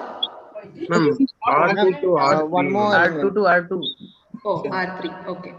Let me add a 0 component. Okay. Yes, ma'am. So is this a linear transformation? Yes, ma'am. Yes, ma'am. Is this a linear transformation? No. No. Yeah. So you know. Okay, fine. Ma'am, can you say why it is not?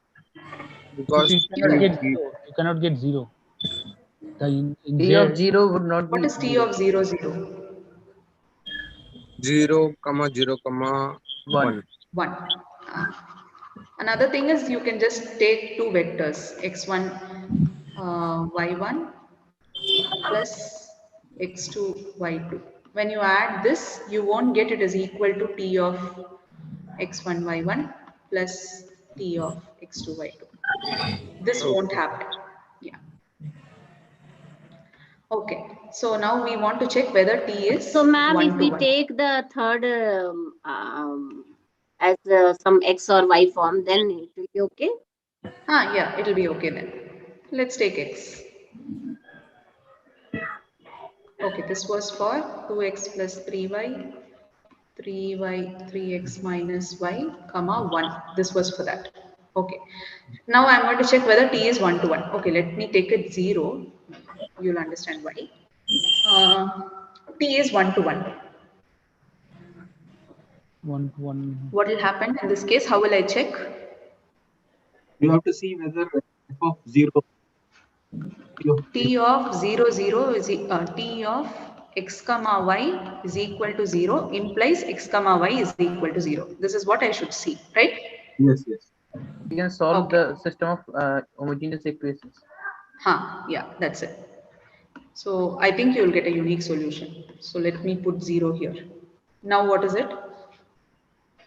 Is it 1, 1? No. Can you give me a vector which goes to 0 other than the 0 vector? 3 comma minus 2. Okay.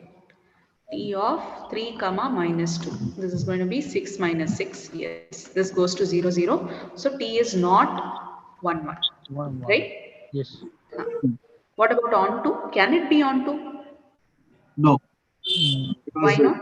The second and third. Because R2 and R3 is the dimension is different, ma'am. So that cannot be.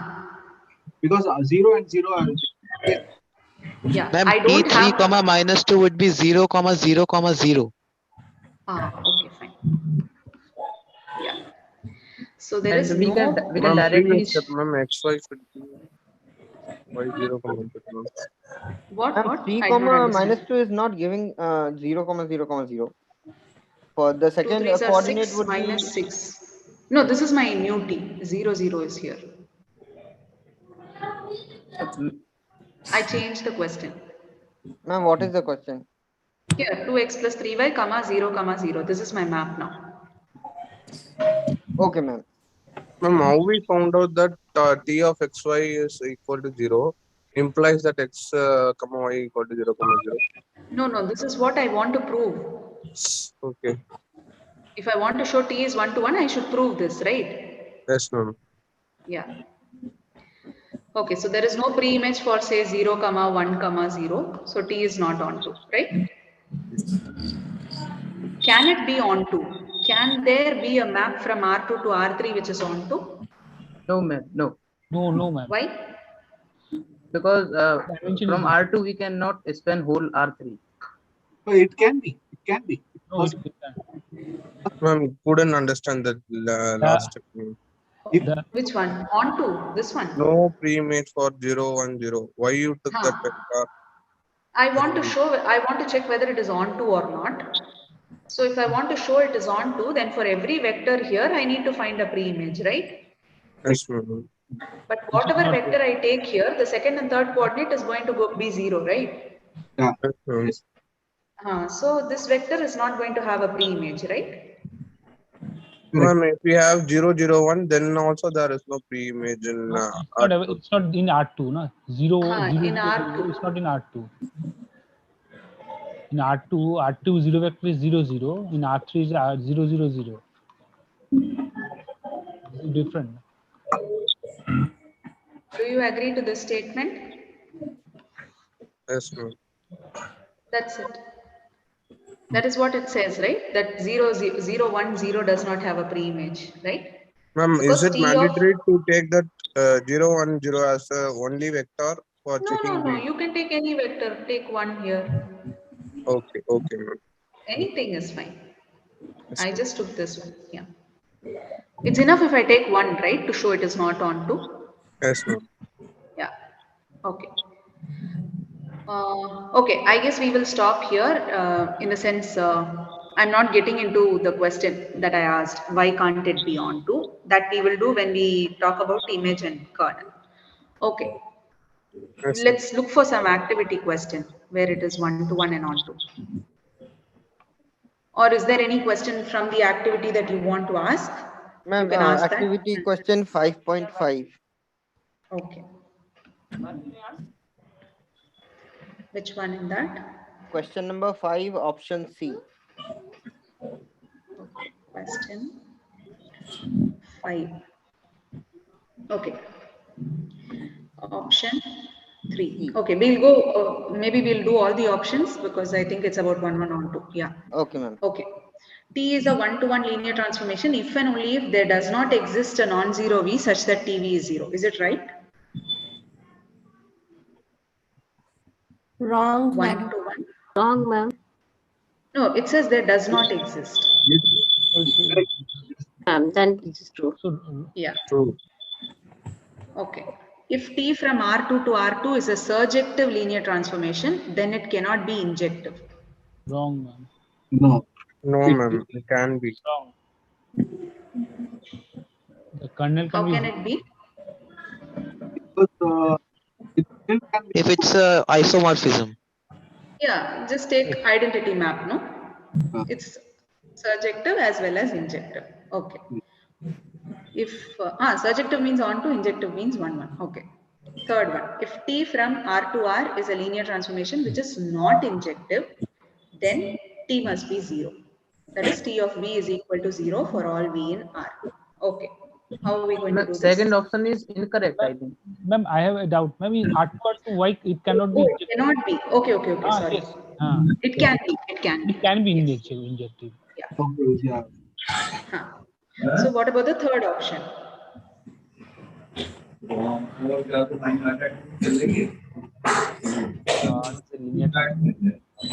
It is a one dimension, therefore it should be, everything must be in the Yeah. So what it says is T from R to R is such that I'm going to mute all and then I'll continue. Okay.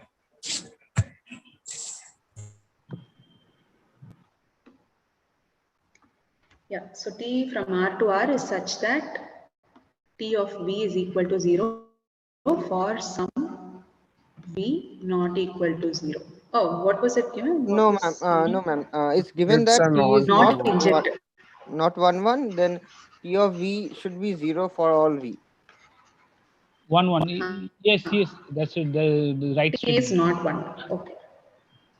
This is T is not 1. Yes, So that's the T is answer. not 1. So there exists a V not equal to 0 such that TV is equal to 0, right? No, ma'am. For all V, TV must be 0. This is the question. So I wanted a Yeah. But I'm telling T is not 1 implies this. Yes, ma'am. Right? So what should I show? T of W is equal to 0 for all W in R, right? Yes, ma'am. Yes, ma'am. This is to prove.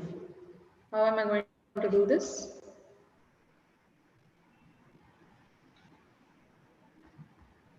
What can you tell about the singleton vector V? Independent. Which V? Which first R? This V. This V. Okay. V is V can be. Ma'am, it can be anything, but it's not. It's not T 1 of V is 0. When the dimension of null space is more it's not 0. It's 0 plus something else. Then only it can be. It can be independent. That is what I wanted. This is linearly independent. In fact, this is a basis for R, right? Yes. Agreed? Dimension of R is 1. This is linearly independent, so this is a basis. So can I write W is equal to alpha times V? I just wanted to look at the second line. I mean, you're saying T is not 1. Then how can you assume that would say, if V not equal to 0, then T of V equal to 0? I mean, are you assuming that or you are just stating it? It's given T is not 1. So I am telling that there is a non-zero vector which goes to 0. Yes, it's true. Why only 0? I mean, it can be any other. It need not only be 0, right? Suppose. No, we are dealing with linear transformations. No, that's what I told here.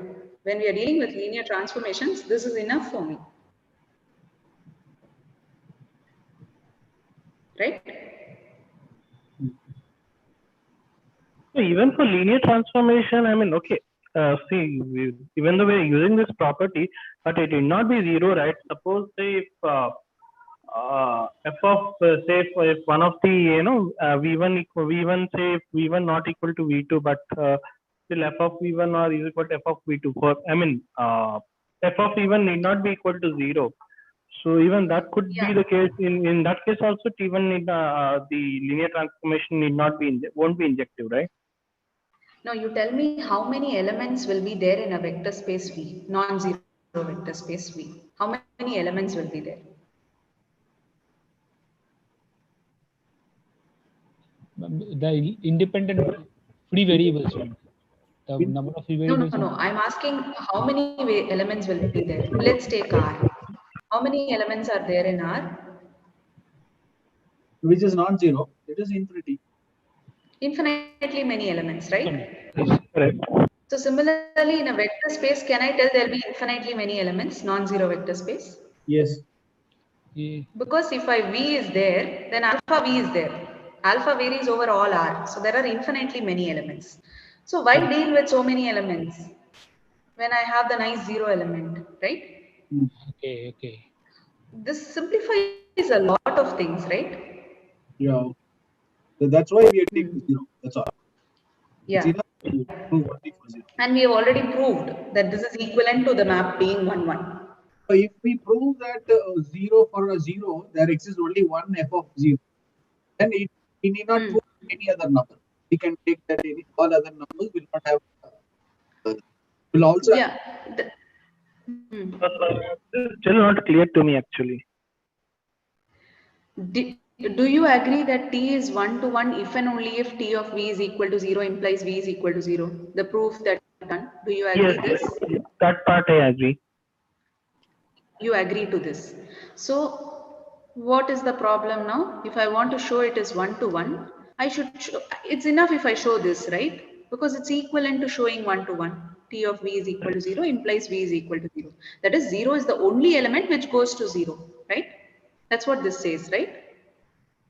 I think whether there could be another V which is equal to some other number which could have the same T of V. It cannot be, right? Because it's a 1 to 1 map. Okay, yeah, that is fine. So then, okay, why should we assume here that any particular, why should we, even for a linear transformation, any, even if V1 not equal to V2, still f of V1 could be equal to f of V2, right? I'm repeating my, statement previously, what I stated. No. Oh, you're telling not 1, 1. Okay, fine. T of V1 is equal to T of V2 for V1 not equal to V2. F of V1 could be. Yeah, but the thing is, isn't it easier to deal with zeros? I agree to this point. If it's not 1 to 1, this is, I agree. But This you're just using it only for convenience. No. Coming to that, so this cannot happen. See, if T of V1 equals T of V2, then what we can do is T V1 minus T V2 equals 0, right? And from that's exactly linearity, what we did in the proof. yeah. Just go through this proof. So that means this option is wrong. Yeah. So the person who was asking this just simplifies to this being the statement, right? No, ma'am. These two are not equivalent because it's saying that for all V in the domain, the image would be 0. And in that This case, is there exists. There exists. Yes. This is not for all. The kernel. No, ma'am. The option was it's given that T is not. I haven't even proved the option yet. I haven't Yeah. finished the option yet. Yeah. Yeah, so I want to prove that T of W is equal to 0 for all W in R, right? Can you please mute if you're not talking?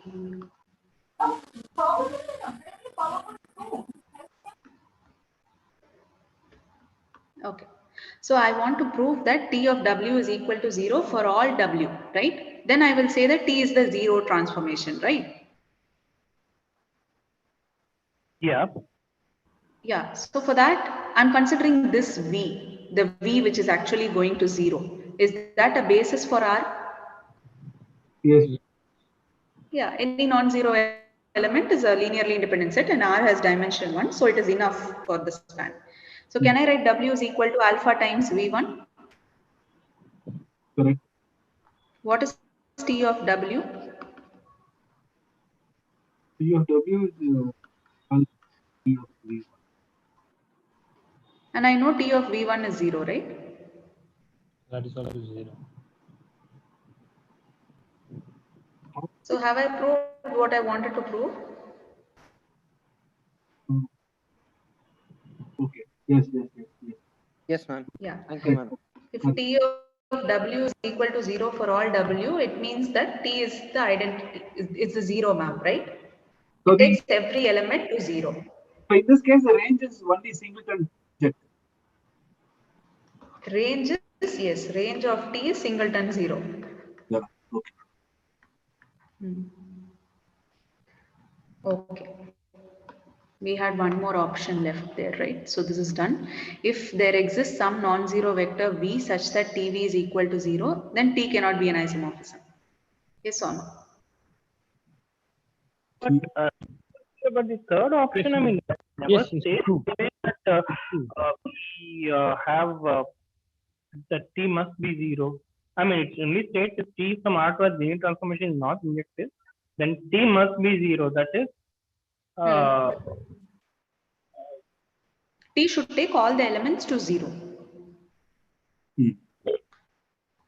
So the fourth option is also similar to the third option. It's just that it's from V to W. It's not R to R. Ma'am, is it possible to have some kind of a worked out solution to the third option? It is still not clear how this was resolved. I just worked it out, right? I just worked out. This is the complete solution of the third option. Okay, Would you mind? Ma'am, may I summarize it? Yeah, sure. Please go ahead. Yeah. So let there be one.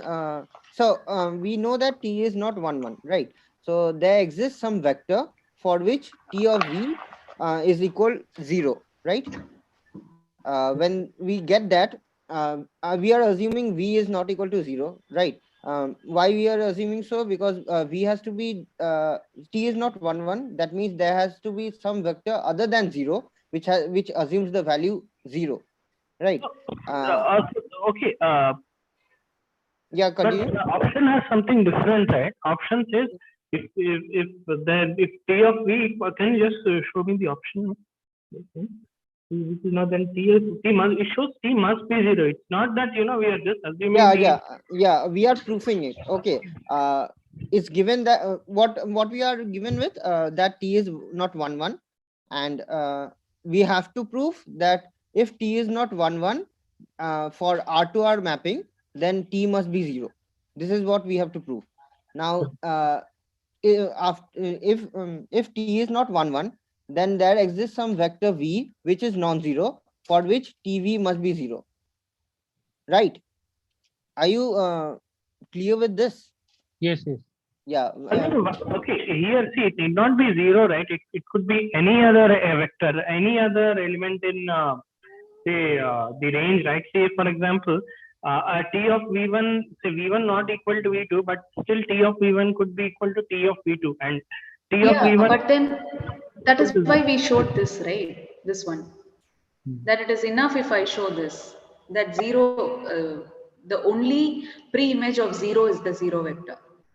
I think if you consider some example in the R and then map it to 0 in R, then it's easy to understand. Okay, T from R to R, say T of X is equal. I don't want injective, right? Yeah, it is not injective. It has to be the 0 map, so there is nothing else I can do in R. Yes. This side is only singleton. So here it will be only this. But this doesn't. This happens only for R. It doesn't happen for R2. Correct. Ma'am, I have thought of another proof. Please confirm whether it's correct or not.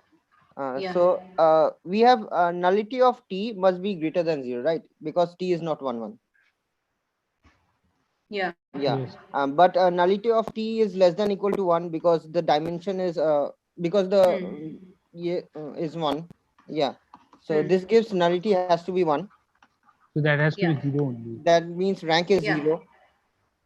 It has to be 0 only. And then rank is 0. This itself implies that T has to be 0, no? Because the dimension of the I did not tell this because we still haven't come to kernel an image. That is why. Yeah. Okay, fine. And then this one, if there exists some non-zero vector such that TV is 0 for a linear transformation, it cannot be an isomorphism. True. Why? It should be 1 to 1. So yeah, it won't be 1 to 1 if this happens, right? That's it. Okay. Any other questions from 5 point, means the 5th week?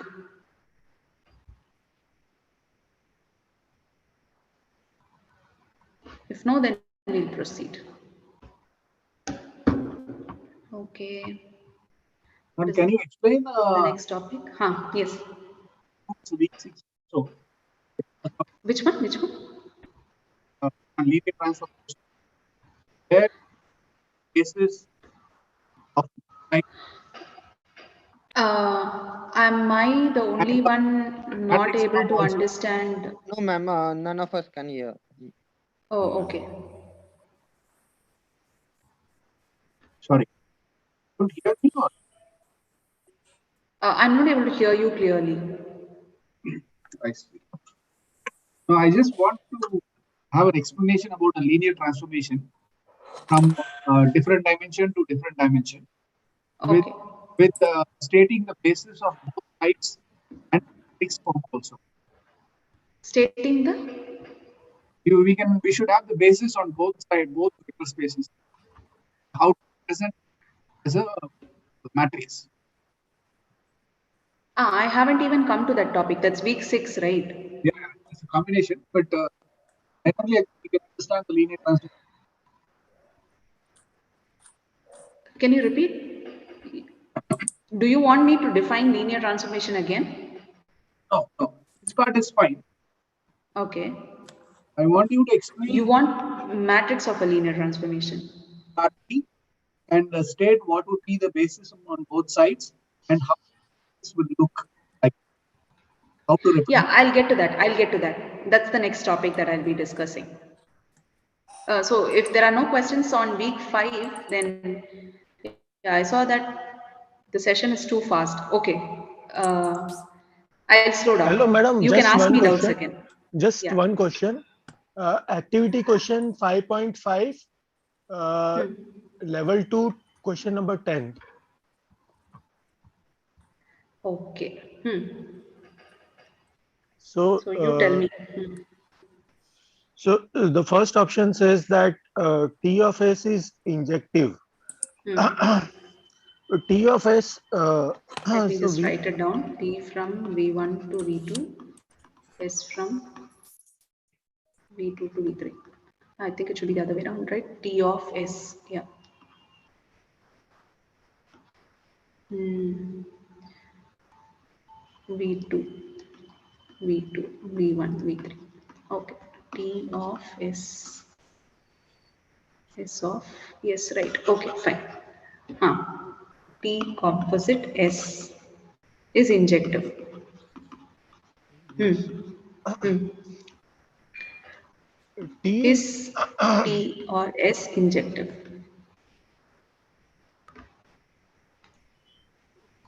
So here I was not able to understand what T is obviously injective, no ma'am, and T is because it's V1 to V3, it is obviously it may be injective, but it definitely cannot be surjective, no, because it is from V1 to V3, so it may be injective, but it definitely cannot be surjective, no, because it is from V1 to V3. What should I do to show that S is injective? There exists a S of 0. Yes. No, S of V is 0 implies V is 0. S of 0 is always 0 because S is a linear transformation. S of V is 0. S of V is equal to 0 implies V is equal to 0. Okay. I want to show this. So let me begin. S of V is 0. I have to check if I can show V is equal to 0. What can I do from here? I know T composite S is injective. Yes. So T composite S of 0, V is 0.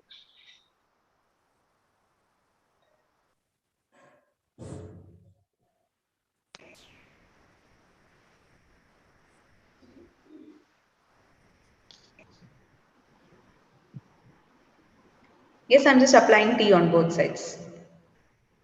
From the screen screen is not visible. Oh.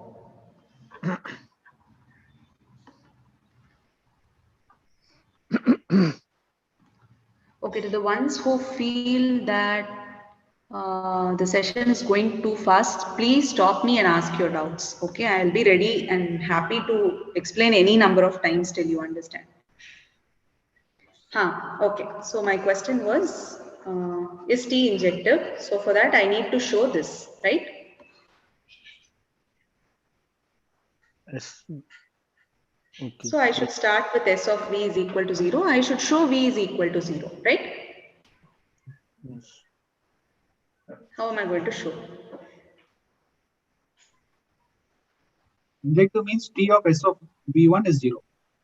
And we may take two vectors V1 and V2 and then work it out. Why V1 and V2? 0 is nice, no?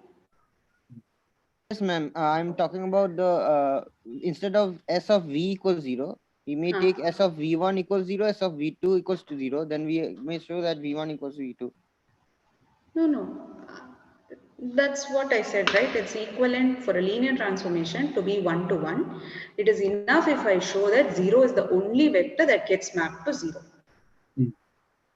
Yes. So why unnecessarily involve V1 and V2 when I can just deal with one V1, right?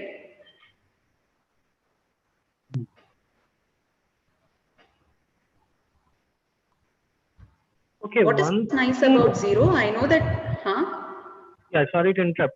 This is regarding the previous discussion. Okay, one thing I can understand that this can be actually be worked out to an inversion of the actual 1-1 statement. That is, if T of V equal to 0 implies V equal to 0, then T is 1-1. So the the inversion of that would be if T is not 1-1, then T of V equal to 0 implies V not equal to 0.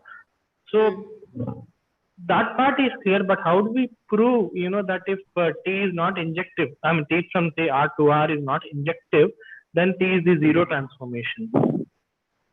That is what we did here. So you did not follow this part, which I explained here. Yeah, this is proving difficult for me. What you understood or didn't? No, I did not understand this part. How you proved it? Okay. So I am taking a linear transformation from R to R such that it is not 1 to 1, right? Okay. This is given. I have to show that it is 0. The transformation itself is 0, right? Okay. Yeah. So if it is not 1 to 1, do you agree that there is a non-zero vector which gets mapped to 0? There is a non-zero. Okay, we just have to prove that there is a non-zero vector which gets mapped to 0. No, this is because it is not 1 to 1. If it was 1 to 1, then the only vector that gets to map to 0 was the 0 vector, right?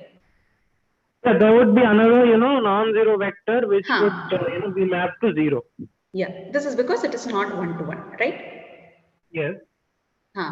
So now take that non-zero vector, the singleton set V1. Is this a basis for R? Yes. Because it is linearly independent and R has dimension 1, so this is a basis, right? Correct. I want to show that the linear transformation itself is 0, right?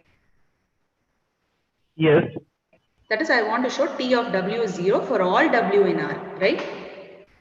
Yes. If I take any W in R, because this is a basis, can I write it as alpha times V1? Yeah, any W can be written as alpha times V1. Yes. What is T of W then? Till 0. Okay. Got it. Yeah. Thank you. Okay. Yes, so we were here. The composition is injective. Can we tell that the individual maps are injective? So composition is injective means that for every, for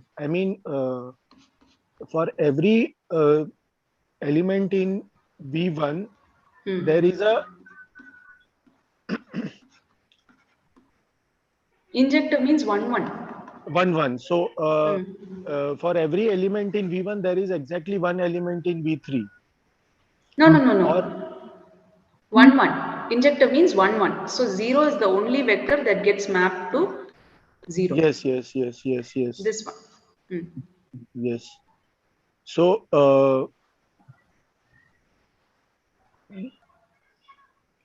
now my question is S injective? That is my question. That is, I'm asking S of V is equal to 0. Does it imply that V is equal to 0? That is the question now.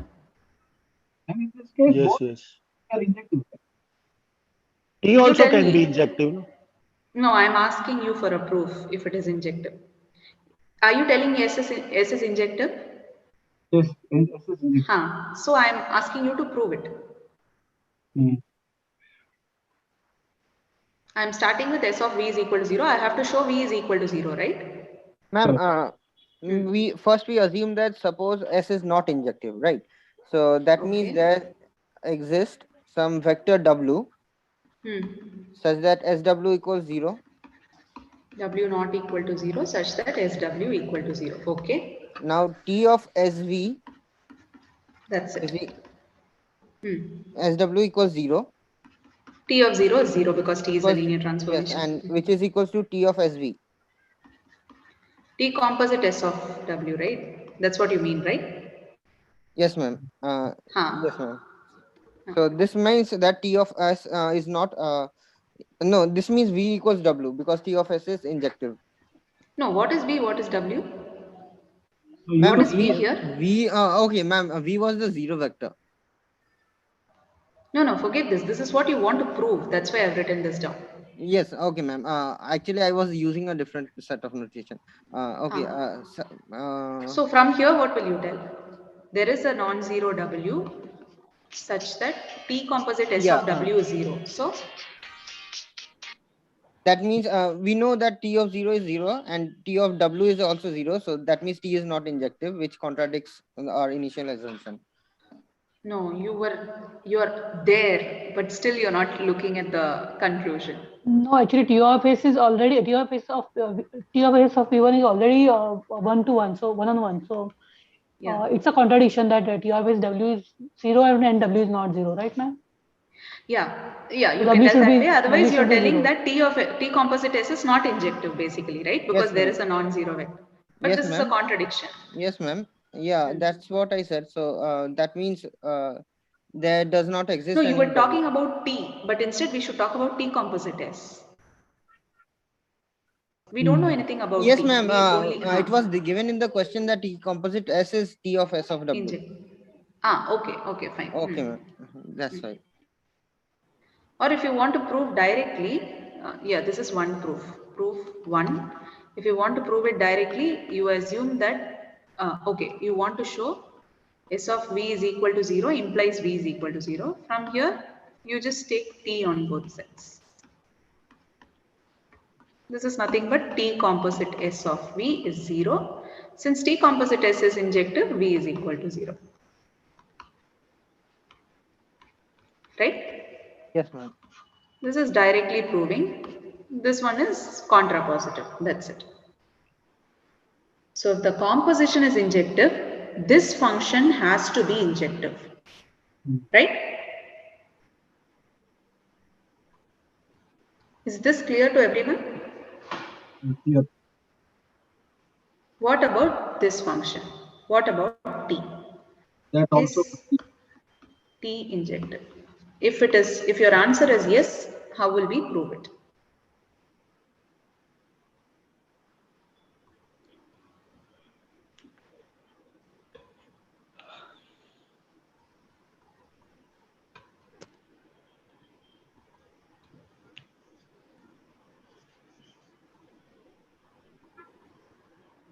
So we have T of S of V is 0.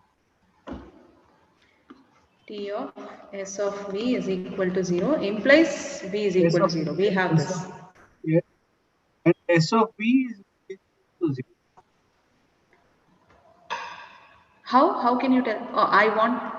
What did you say?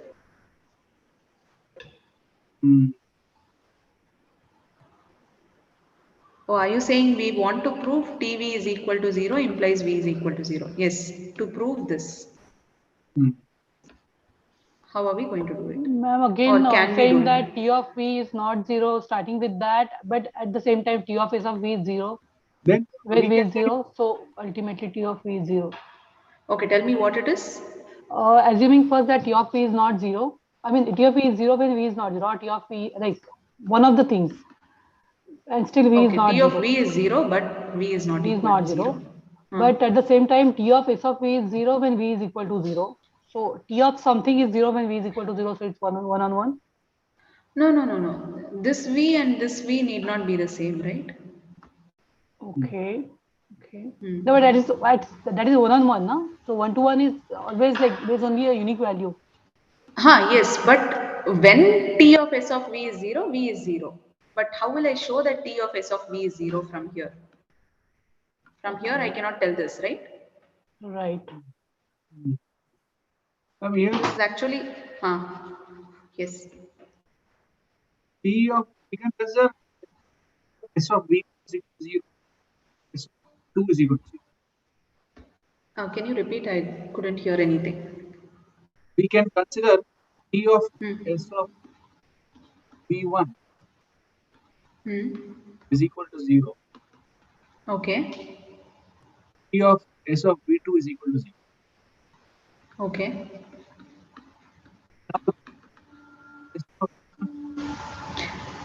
I cannot hear you.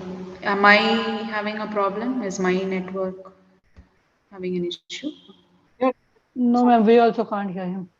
Okay. Madam, one question.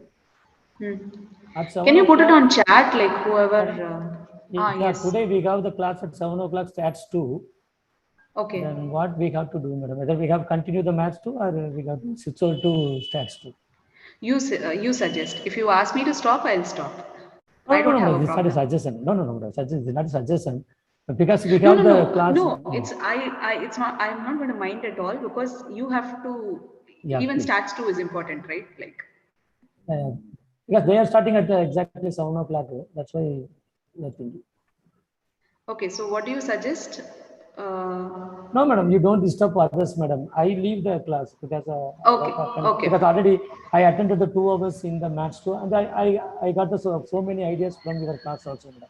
So really thank you for it. You can watch it on YouTube as well. And anyway, yes, the next session will also contain. We are doing that one also, madam. In the offline class, we are doing the YouTube online classes. Thank you, madam. Thank you for your class. Thank you. Okay. So what were we doing here? T of T composite S is injective. Should T be injective?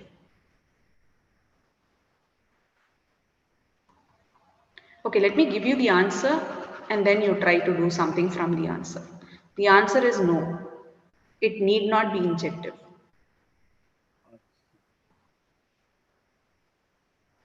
T composite S can be injective and T not injective. It is possible. But S has to be injective if T composite S is injective. This one on the right has to be injective, but one on the left need not be injective. Can you think of an example?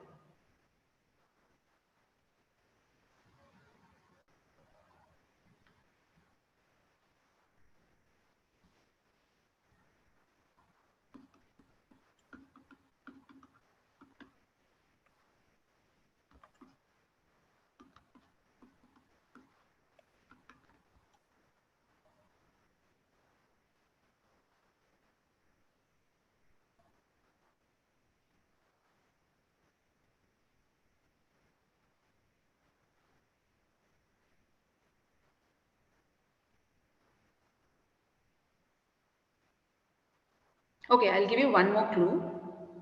Am I audible? This perfect silence. Yes. No, you are audible. Okay, fine.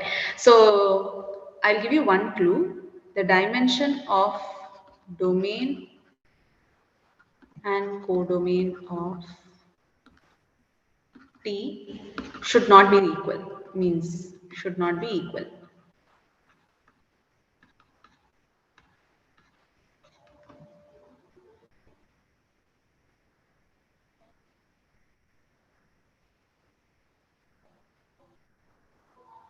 I'll tell you why this happens, even though you will be there in the something weak to with affine planes or something? No, not because of that. See, one thing is T is injective if matrix of T is invertible. This is when you have from V to V, same vector space. Okay. So in that case, the composition map, the matrix of the composition map is going to be the product of the two matrices. So if this is invertible, then T and S will both be invertible, right? If A into B, determinant of A into B is not equal to 0, then determinant of A is not equal to 0 Right. and determinant. Yeah. So this is something you will be studying in week 6. So I'm just giving you a clue that dimension of domain and codomain should not be equal. Can you construct a map such that this happens? T composite S is injective, but T is not.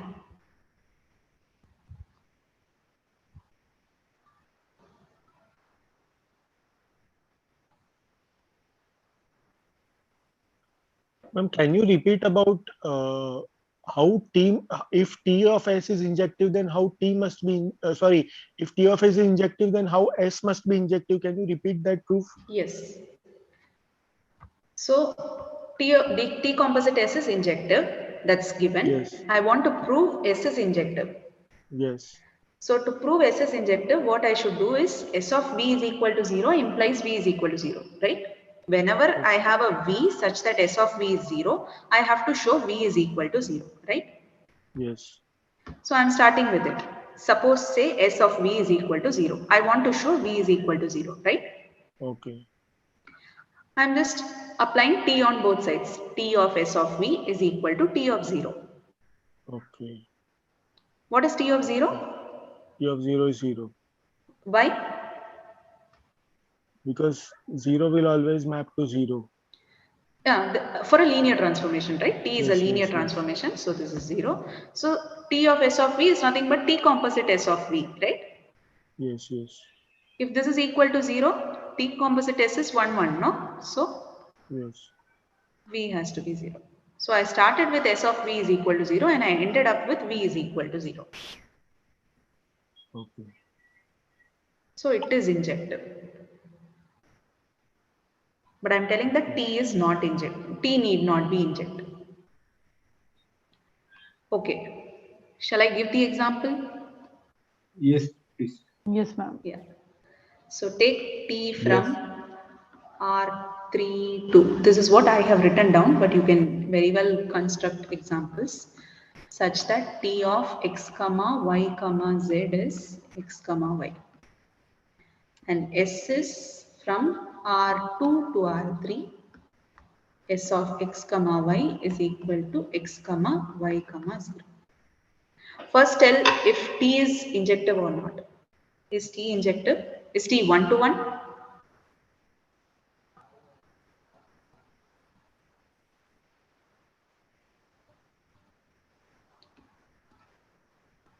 No, because different values of Z, still the value of the image will be same.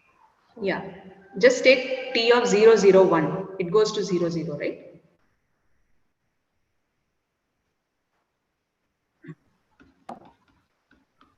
What is the image of 0, 0, 1? 0, 0.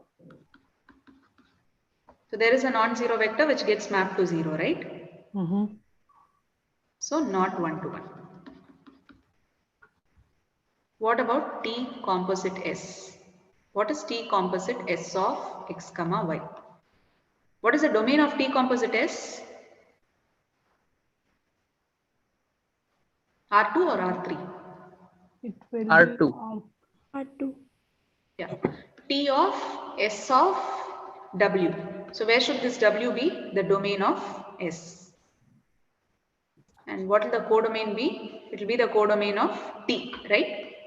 Yes. Yeah. Yeah. So what is T composite S? T of S of x comma y. What is it?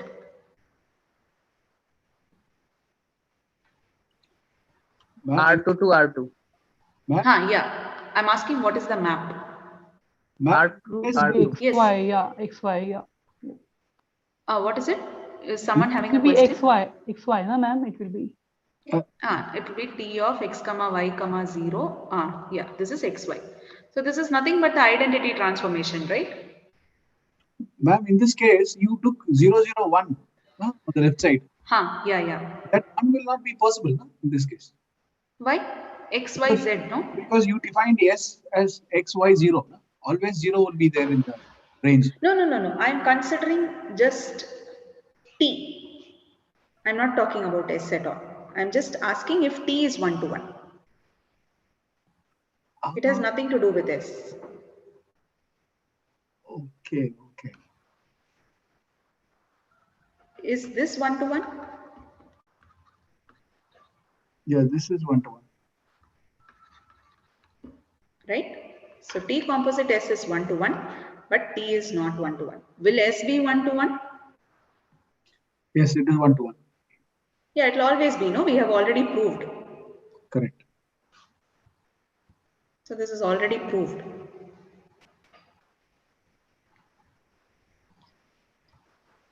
Is this example clear?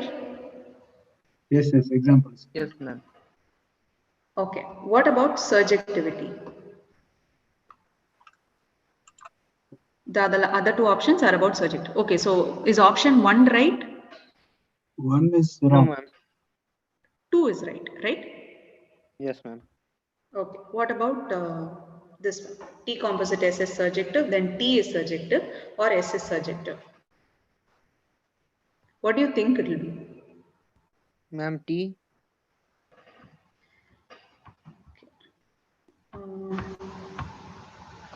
T composite S is surjective. So what is your guess? T is surjective. Right guess. And what about S? Might not be. Yeah, S may not be. Okay. How will you prove T is surjective? Okay, T is from V1 to V2. No, S will be from V1 to V2. T will be from V2 to V3. So T composite S will be from V1 to V3. Okay. Ma'am, if it is not surjective, then we must have something in V1 for which we don't get an element of. We must have something in V3, according to which we don't corresponding to which we don't have a pre-image in V1. In V2, right? I want to prove T is surjective. This is given to me. Yeah, V2. Yeah.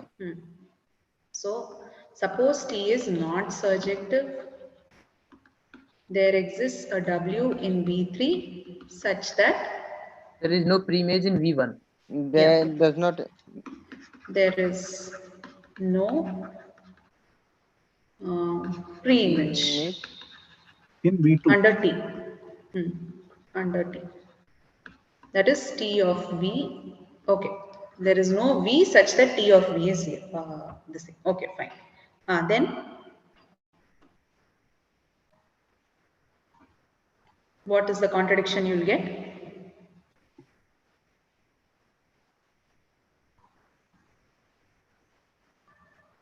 You have an element in V3. So use this. You know something about T composite S. So for every 3 there is in V1. So T of S of V1 is equal to W. There is some V1 in V1 such that T of S of V1 is W, right? Okay. But you told that there is no pre-image under T. I have a pre-image, right? S of V1 is that vector, right? Which is taken to W. Correct. Yeah. So you can just, instead of assuming not surjective, you can just start straight away. T composite S is surjective. I want to show T is surjective. So let W belongs to V3. Then T composite S of some V1 is equal to W. There exists a V1 in V1 such that. And so T of S of V1 is equal to W. This is my pre-image for W under T. And S of V1 belongs to where? V2, which is the domain of T, right? That's it. So T is surjective. What about S not being surjective? Example? Just try if the same example works. Is this on to?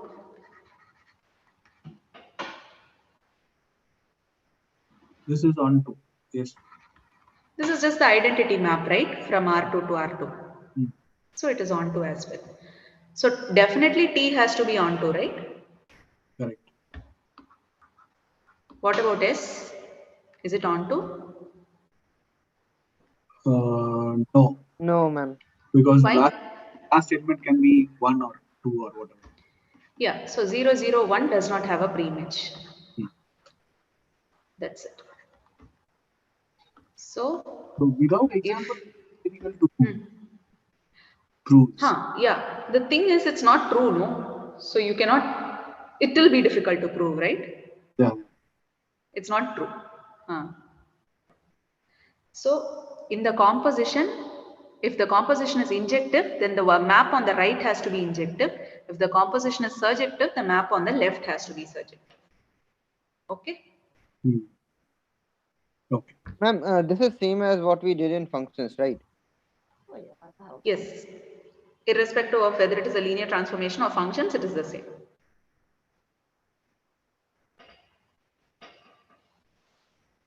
Okay. Any other questions? Week 5? Can you go on for 11th and 12th also? Okay. You should be able to answer now.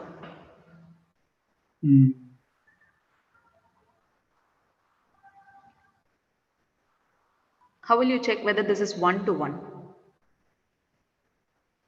0, 0 will give 0, 0, 0 will always give 0, 0, 0, 0, 0. But the question is the other way around. Is 0, 0 the only vector that is going to give me 0, 0, 0? That is the question. That is what it is, right? So you have to. T of 0 is always 0. This is always true. So in this case, you have to do the linear combination and solve that equation, or? No, simple, no? TV is equal to 0 implies V is equal to 0 for 1, 1. To check this, what is TV? What is T of x comma y? So take 2x plus 3y equal to 0, 5x minus y equal to 0. 5x minus y is equal to 0, then something else is equal to 0. Solve the equations. Yeah, x plus 6y. So both if you x get and a y are non-zero 0. solution, if you get a non-zero solution, then it is not 1 to 1, right? Yes, yes. Yes, yes. Yeah, that's it. And then what about onto? How will you check onto? This will be onto. Take any random vector in R3 and see if it has a pre-image in R2. Yeah, so you want something like this. Say B1, B2, yes. B3. Will this always have a pre-image? That is the question, right? Yes. Do you think it will have a pre-image? Yes, it will have. You have to solve for x and y. You have to solve for x and y in terms of B1, B2, B3. Yeah.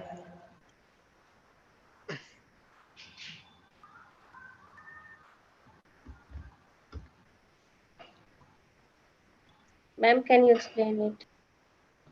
Whether it will be onto or not? Yes.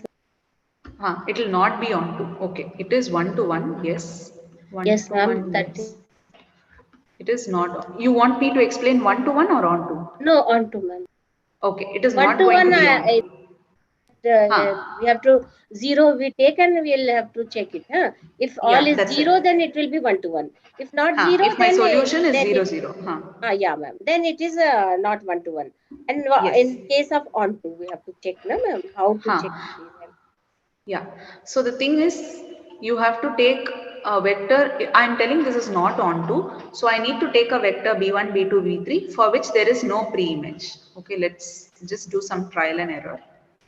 What if I take this? Can you go with B1, B2, B3 and solve it? Is it possible? No, without knowing what B1, B2, B3 is, it's not possible. Yeah, right. It's tedious, right? So let's just try, but there is a much simpler way with which you can tell that. I'm taking this vector 1, 0, 0 So I'm getting 5x is equal to y. I'm getting x is equal to minus 6y. I'll just substitute for this y. So minus 30x. So x is 0, y is 0, right? But it doesn't satisfy this, right? When I solve these two equations, I get x is equal to y is equal to 0. But that doesn't solve this system. Means 2x plus 3y is equal to 1. So you will Prove onto, we always have to take it b1, b2, b3, something, some value. Yeah, it's enough if you We find cannot for take one 0, 0, value. 0. 0, 0, 0, you already know, no, has a solution. So yeah, X is so equal it to will 0, y be. is equal. So will that not prove it as onto? No, just because one element has a pre-image doesn't mean it is onto. Yeah, No, yeah, every element yeah, should. ma'am. Yeah. So some value should be there to get the other. Okay. Ma'am, if the dimensions of the codomain of the vector space of the codomain and the dimension of the vector space of the domain are if they are not equal, then it can be either one or on two, but not both, right? Yes, perfect. This is week 6 content, right? No, ma'am. Yeah, derived it from By the intuition higher also we concept can understand, ma'am. Yeah, definitely. In one of the tutorial video of yours in the portal, there you also showed that the R2 to R3, then it can be surjective. It cannot be surjective. Yes, right. Yes. Yeah. So that is involving the dimension of kernel, dimension of range and all that. Using the rank nullity theorem for the linear transformation T. That's it. So fast I was not able to get it. Can you just slowly you say that? Which one? Whatever you just explained. It's so fast. This one for onto? No, ma'am. Just linearity and I didn't get actually. Oh, if T is from say Rn to Rm, where m is greater than n, T cannot be onto. Okay, if they are from different whatever we call vectors space, vector space, no, ma'am, different vector space. This n and m are different. Yes. So in that case, it cannot be onto. Onto. If the dimension of the codomain is bigger, it cannot be onto. If the dimension of the otherwise it is there, it can be onto. Yeah, it can be. No, we saw an example. No, here. Yeah, ma'am. It's new for us, so we just I completely we are struggling understand. with the. So here we had an onto map. No, where is it? From R3 to R2 we can have onto maps, but from R2 to R3 we cannot have onto maps. Yes. Right? Yes. Similarly, for 1 to 1, it's the other way around. From R3 to R2, I cannot have 1 to 1, but from R2 to R3, I can have 1 to 1 maps. Okay, ma'am. It's something like R3 has too many more elements that I cannot produce a 1 to 1 map to a smaller space, right? Okay, ma'am. And R2 is too small for it to contain pre-images for R3. R3 is big, so it's difficult to get pre-images in R2 in that some sense. Yeah, ma'am. That is intuition actually. Yeah. So if n is greater than m, T cannot be 1, 1. Ma'am, can you just go up a little bit? Where? Which one? Go up the This one. This we were saying about onto.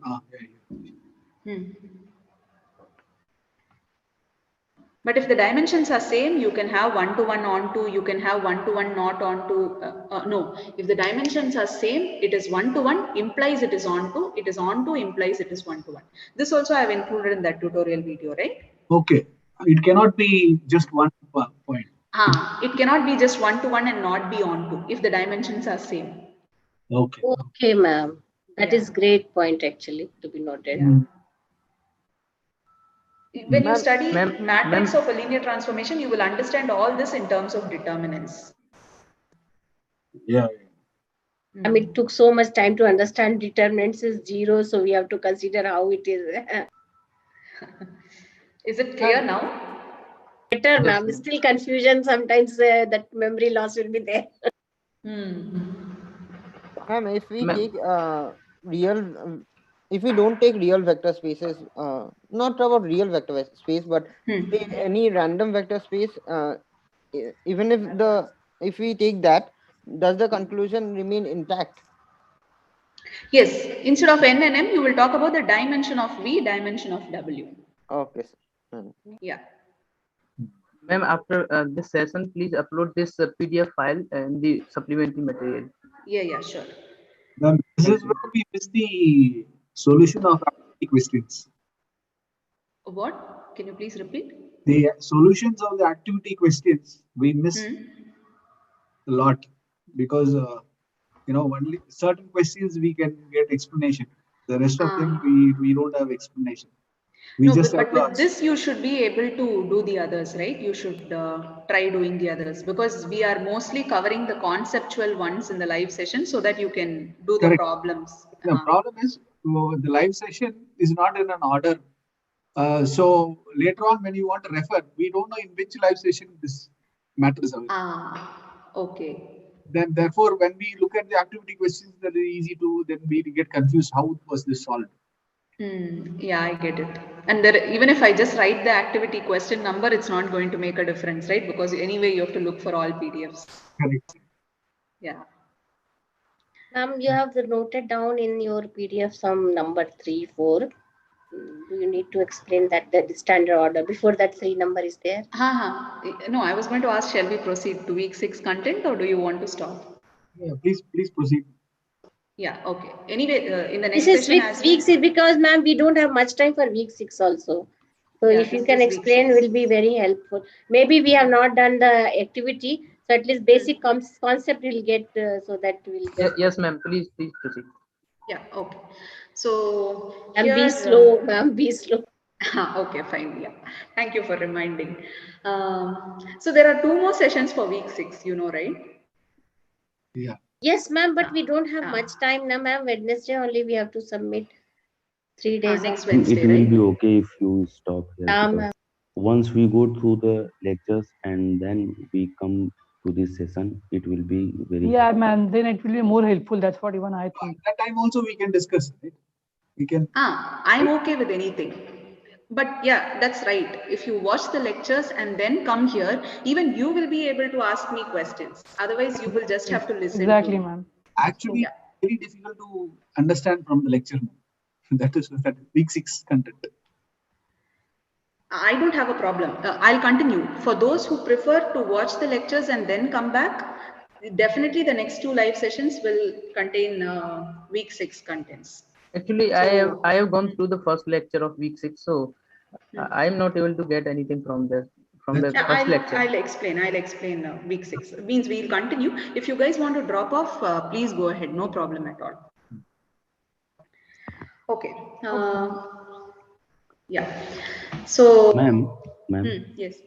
in lecture 5.2, sir explains that lecture. Okay. if we have n linearly independent vector, then it must be a basis for a space of dimension n, right? Yes, ma'am. Yes. Ma'am, I didn't understand the explanation why. Okay. So can someone tell? I think I've included too much content for today's. Okay. So if I have V dimension n, then V1, V2, Vn is linearly independent, implies it is a basis. Okay. Can someone explain why this is true? Yeah, ma'am. Who was the person who asked this question? Yes, I am Rajneesh. So, do you know the definition of basis? Yes, it should be linearly independent, means maximal linearly independent and minimal spanning set. Yeah. So, maximum linearly independent is the main thing that I would like to focus on. So, this set is. Yes, in this set, if we add one more vector, then it will not be the linearly independent. So that means this is itself the maximal linearly independent set, right? Then that is the basis. One line what sir said ki I'm. Will you just give me a minute? Yeah, sure. Sure.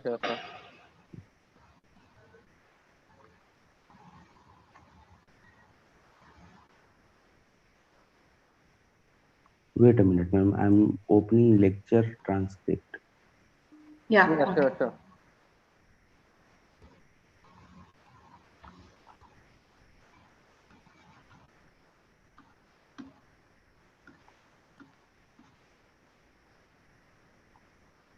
Yes, ma'am.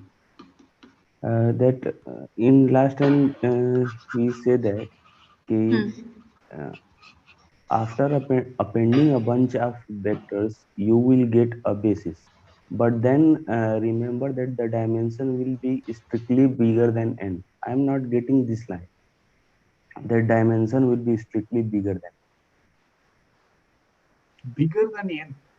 Bigger Yes. or smaller? Bigger, ma'am. So here there are n vectors, right?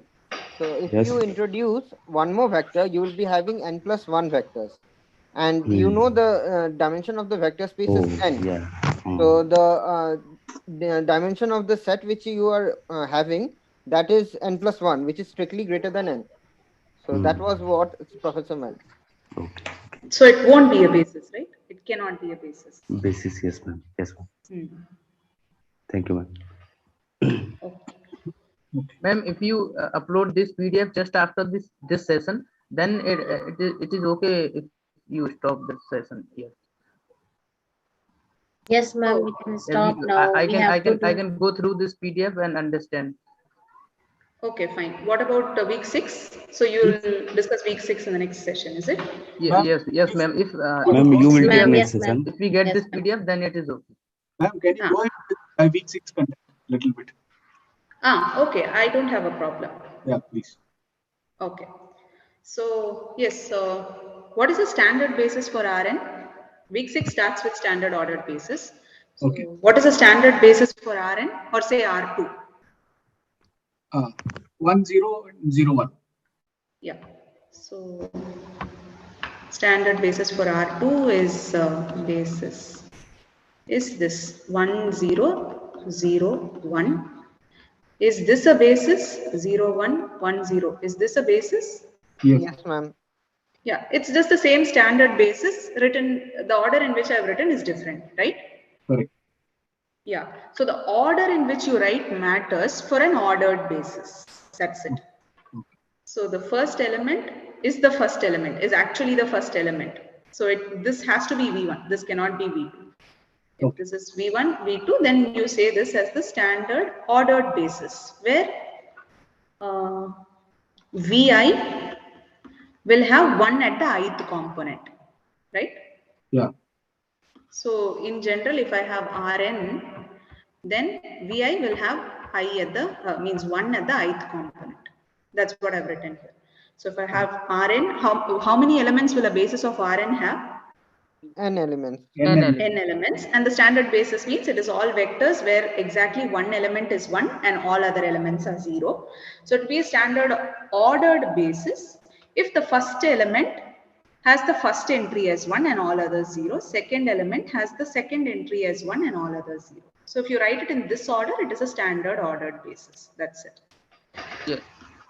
Okay, and this we know. If I know okay, I have a linear transformation from say Rn to some other space. Where will be?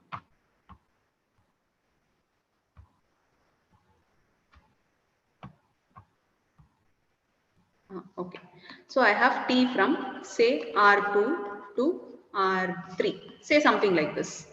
Yeah. Now, to know T completely, I need to know what is T of x comma y, right? Correct. If I know what is T of x comma y, then I know T completely. But what I'm telling is, if I know T on a basis, then I know T completely. Do you agree with this? Because other part is just a scalar, no, ma'am? Yeah. So T of x comma y is nothing but T of x times 1 comma 0 plus y times 0 comma 1, right? Correct. This is x comma y, right? Yeah. And this I can write it as x times t of 1 comma 0 plus y times t of 0 comma 1, right? Yeah, because it's a scalar, so it can come forward also. Yeah. I know this, I know this. So I know this, right? Yeah. So the first lecture deals with that only.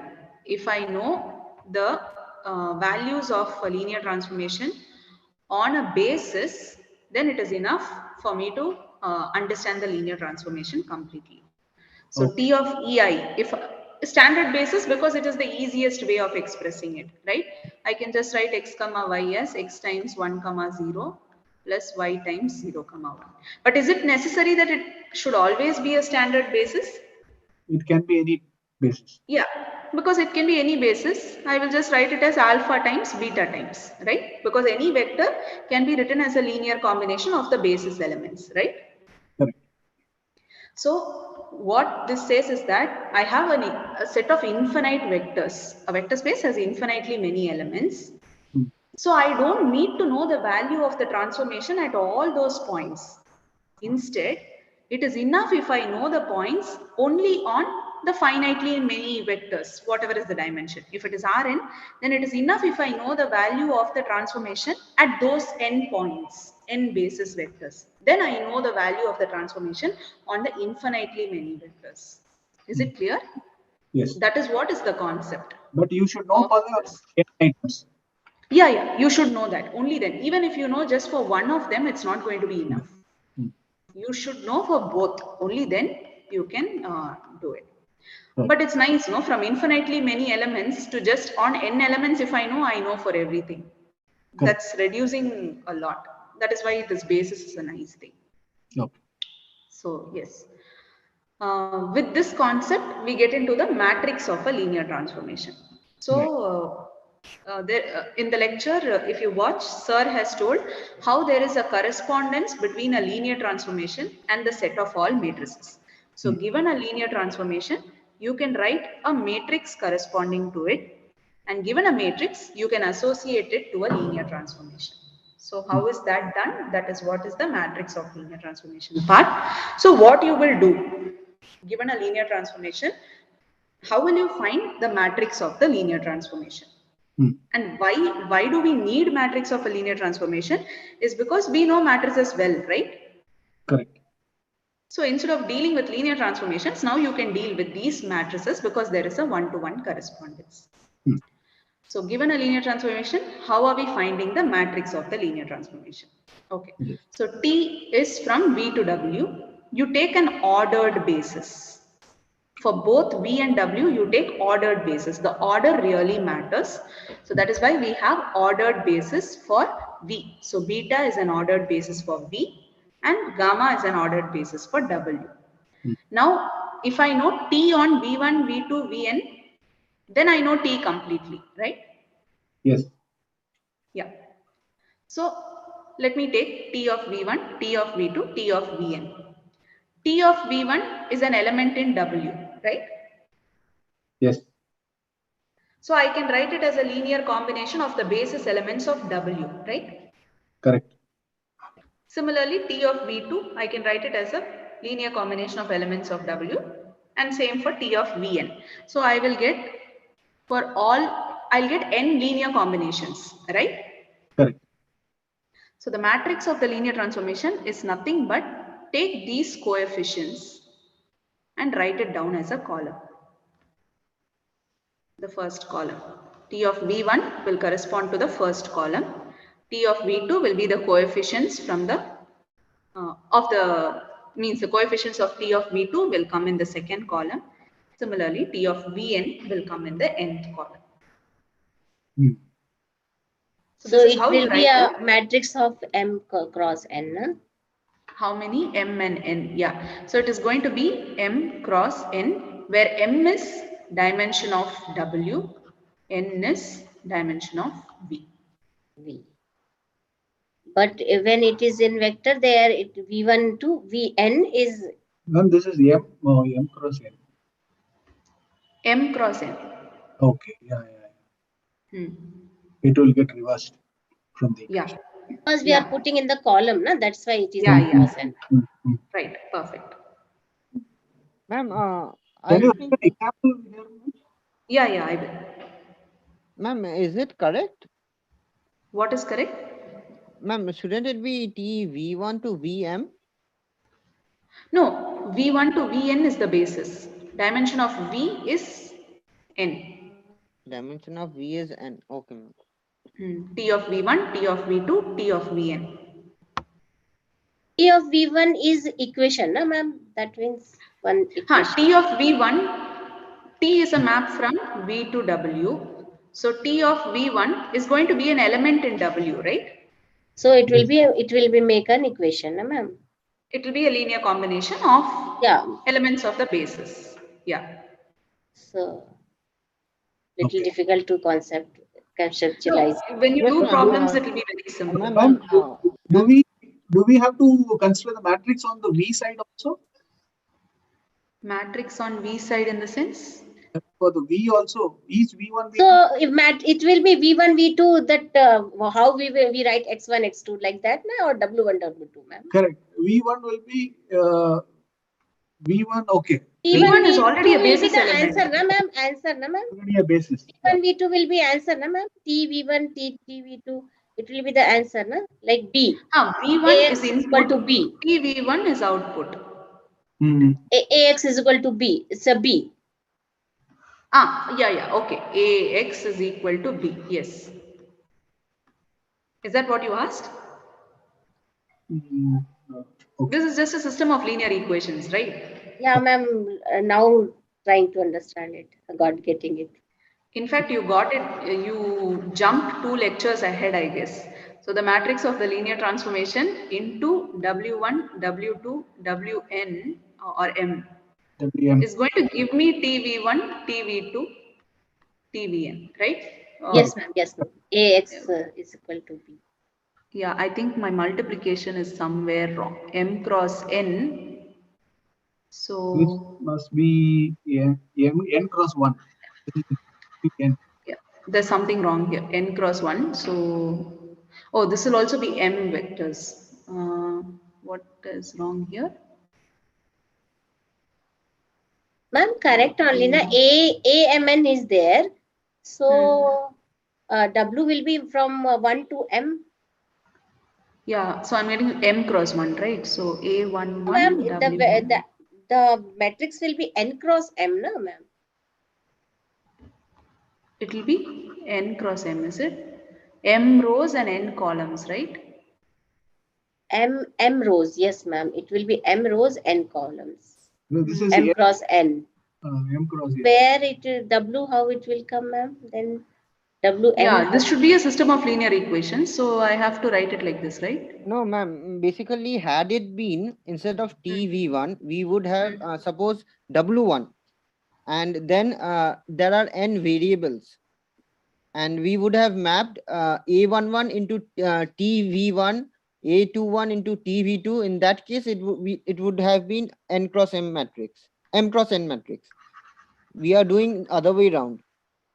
A11 into W1 plus A12. Yeah, AX equals B. That is not the equation. Here the equation is different. Here we are taking A inverse into B A transpose, not inverse, transpose, right? Is it transpose? I think it's A inverse into B equals X.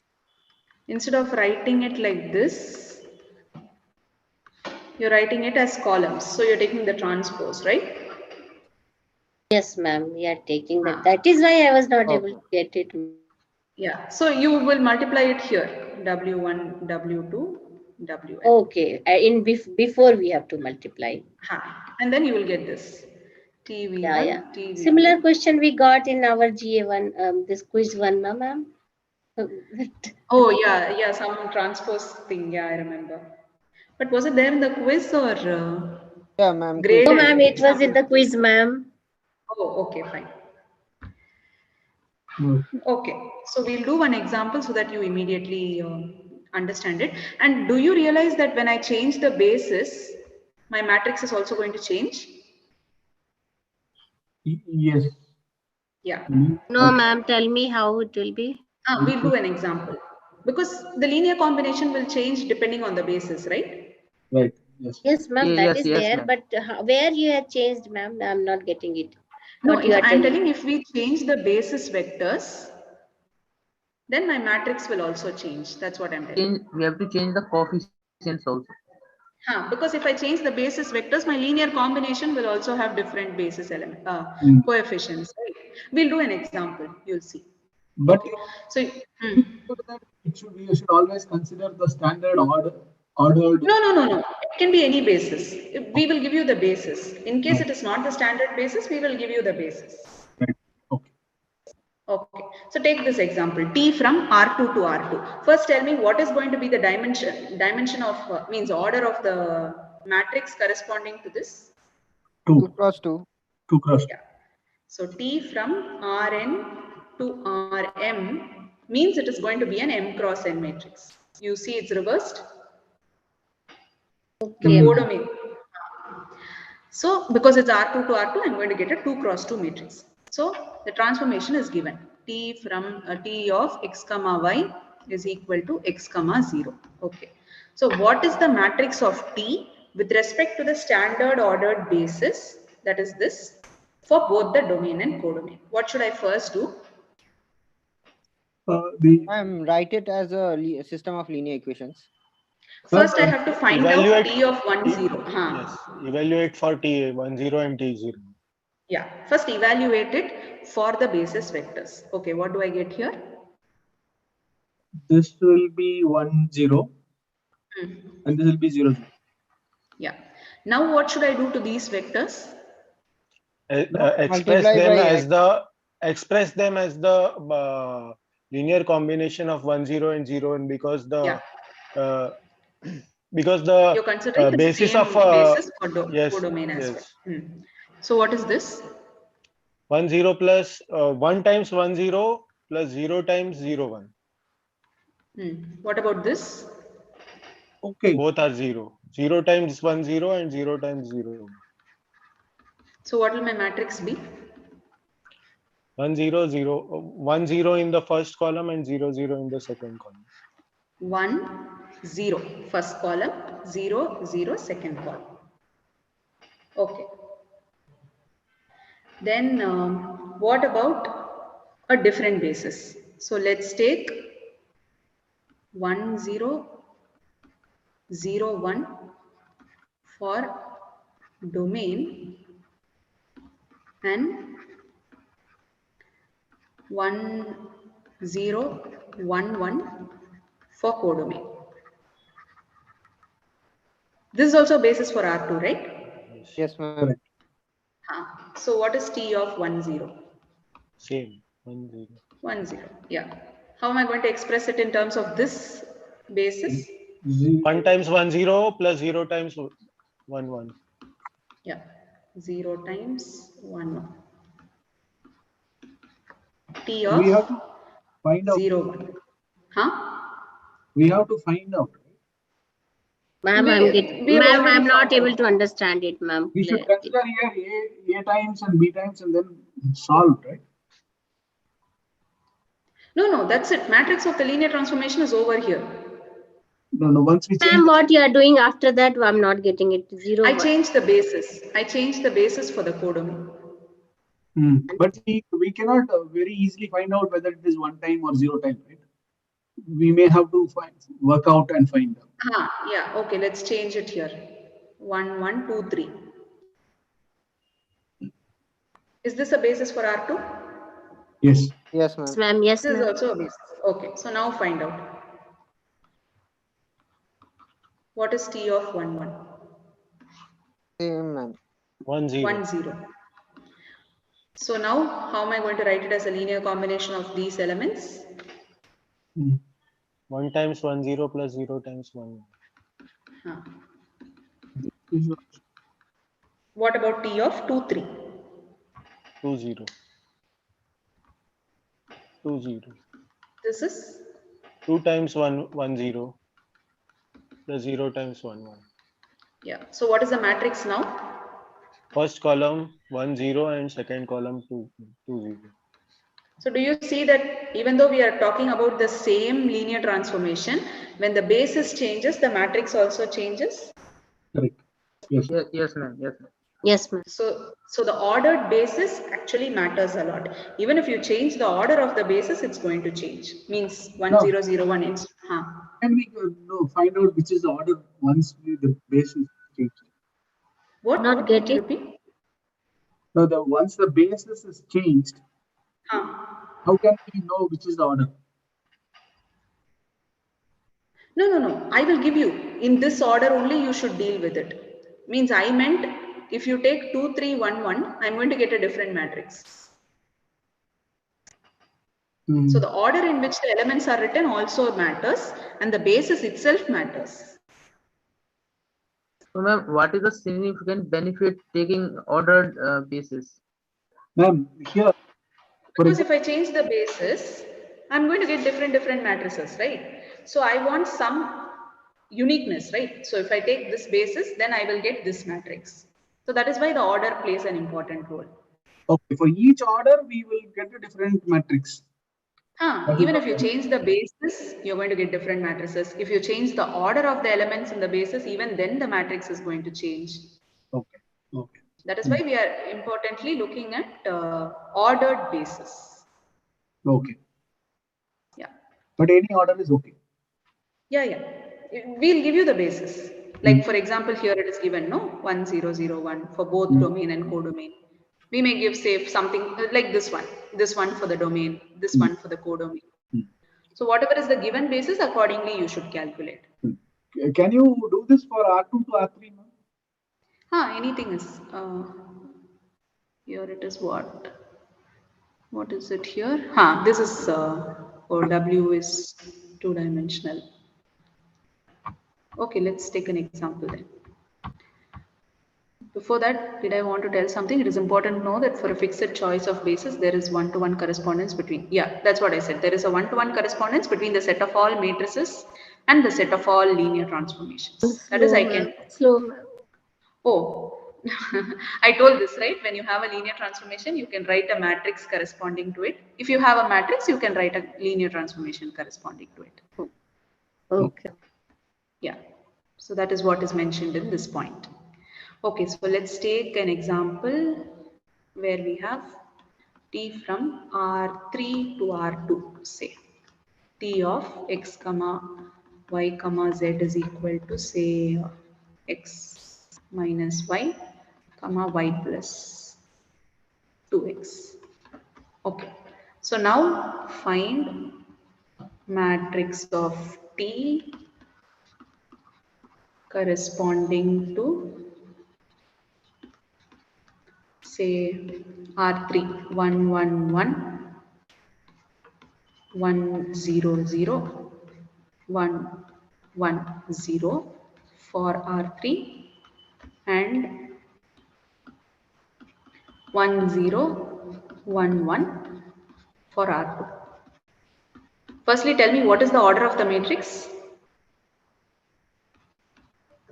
Order of the matrix will be 2, 2 by 3. 2 cross 3, right? Yes. Okay, what is the first step? What should I do? Now you solve for the basis. You should write. First, evaluate at the basis points. Yeah, T of 1 1 1. Yeah. What is this? This is a linear combination of 0. No. First, evaluate it. Yeah. This is 0 and 0 3. 0 3. 0 3. Okay. Now, how should I write 0 3? Which is in this form. 0 times 1 0. No. You have to put it as alpha 1 times 1 0 yes. plus beta plus times beta 1 times 1 1. Yes, and then solve for alpha and beta. Yeah, 0 beta. So beta has to be 3, right? Yes. Alpha has to be minus 3, right? Yes. So minus 3 times 1 comma 0 plus 3 times 1 comma 1. Okay, first basis element is done. Next basis element. Ma'am, I'm not able to get it. Okay, so what I did was I took the first basis element of R3 and then I evaluated the value under T, right? So it came 0, 3, 3, because x minus y is 0. Is 0 and y plus 2x is equal to 3. Yes. Okay, ma'am. Then, and then alpha 1 comma 0 we have taken from the this. Okay. Yeah. And then beta if I had 1. taken standard basis, it would have been 0 times 1 0 plus 3 times 0 1, right? Yes. Standard basis. Yes. Yes. Very straightforward. But this basis is different, so we had to do some calculation. The alpha plus beta is what, ma'am? Acha. Okay, for x we have taken that first part, and then beta is 0 and 1. So alpha plus beta and beta. Correct. Okay, then minus 3. I didn't get it. This should be equal to 0 3, right? Alpha plus beta is equal to 0. And beta, and beta is equal to 3. So beta here is 3. So alpha is minus 3. And then next, what we have done? We haven't done anything. So next I have to take the next basis vector. What do I get here? This is 1 and 1. 2, right? So what is this? Alpha times 1 0 plus beta times 1 1. We will get the same. Alpha plus beta. So beta has to be 2, alpha has to be 1. Minus 1. Minus 1 times 1 0 plus 2 times 1 1, right? Correct. Okay, ma'am. T of 1 1 0. 1 1 0. My mapping is this. 0 plus 0 3. 3. Oh, we already have a linear combination. Yes. So what is the matrix? Minus 3 3. No. Minus 3 3 in the column, right? In the column, yeah. And minus 1 2. Then again minus 3 3. So we have got our 2 cross 3 matrix, right? Yes. Now is it clear? Yes, ma'am. Yes, ma'am. What is the use of this matrix? So we will use this matrix to do a lot of things which you will study in the remaining lectures of week 6, week 7. For using this matrix for any point in the R2, R3, we can get an R2. Okay, tell me this. Can I find out this linear transformation using this matrix? Now forget that you know the linear transformation. This is the matrix. My question is, can you find the linear transformation? So if we put x, y, z. Yes. If I know t of 1 0 and t of 0 1, I know t of x comma y, right? Okay, the basis is the basis that we have started with. We should do with that basis. This basis 1 1 1 1 0 0 1. Because if I change the basis, then the matrix is going to change, right? Correct. Yeah, so I need to choose that correct basis also. 1 1 1 1 0 0 1 1 1 0. So if I know these three values, I know the linear transformation completely, right? Yes. Okay, I think we will first do for the simpler case and then come to this. So let's take this case. From this matrix, how am I going to get this linear transformation? This matrix is with respect to standard ordered basis, right? Yeah. So we just have to multiply this matrix into xy, right? Yeah. So multiply with xy, we will get the x0. Yeah, that's it. Why you are multiplying it with xy is because of this. Because xy can be written as 1 0, x times 1 0, and then y times 0 1, and then this again is in terms of the same 1 0 0 1. But if your basis was different, then you would have had difficulty. Okay, so what we are actually doing is this 1 0 0 1. What is this? 1, 0. This is 0, 0, 0. So this again, I'm This writing it as is evaluating, right, ma'am? If we want evaluating 1, 0, 0, 1 point. I want to find the linear transformation. So if I find it at the basis, it's enough, no? If you want to find the linear transformation, we just consider xy, right? Yeah, that's why we are considering xy is because we are considering standard basis. Otherwise, xy is not going to always be equal to x times 1, 0, 0, 1 and all that, right? No, xy is any point in R2. Yeah, but the thing is, x times this plus y times 0, 1. If my basis was different, then it's going to be different, right? If the basis was different, the matrix would have changed. Yeah. So based on what the, that's what I was telling.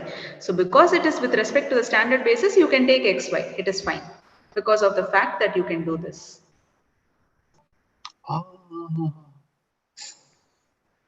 Because if it was something else, like for example, in this case, what should you multiply with? You should first multiply with 1, 1, 1. No, can't we just multiply here x, y, z and find? No, but then you have to write x, y, z as a linear combination of 1, 1, 1. That means we have to calculate it with all the 3 vectors, and Yeah, then so that's we what have I'm to telling. get the equation, and then we will get the basis of the R2. Yeah, so see what is happening here, x, y, z can be written as a linear combination of this, right? So what is t of x, y, z? Alpha times t of 1, 1, 1 plus beta times t of 1, 0, 0 plus gamma times t of 1, 1, 0, right? Correct. So you should evaluate this, this and this to find out what is t of x, y, z.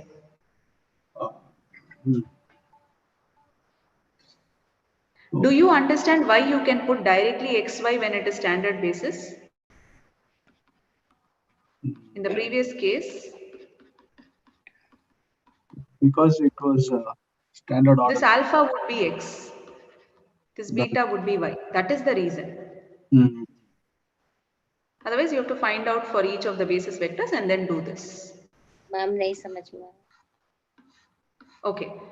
Okay, for this, please. Maybe it's simple, but I'm not getting it to connecting it. I think for yes, go ahead. We can understand. From this, it is quite clear. Did you understand this? Right, x, y, z as Yes, a ma'am. linear Yes, ma'am. combination. Yes, ma'am. Yeah. So what he was So telling why you are is, telling x, y? We can take for the alpha and beta. No, what he said was just put x, y, z here and evaluate. But I'm telling that's not going to work that way. You have to evaluate at all the basis vectors and then do this.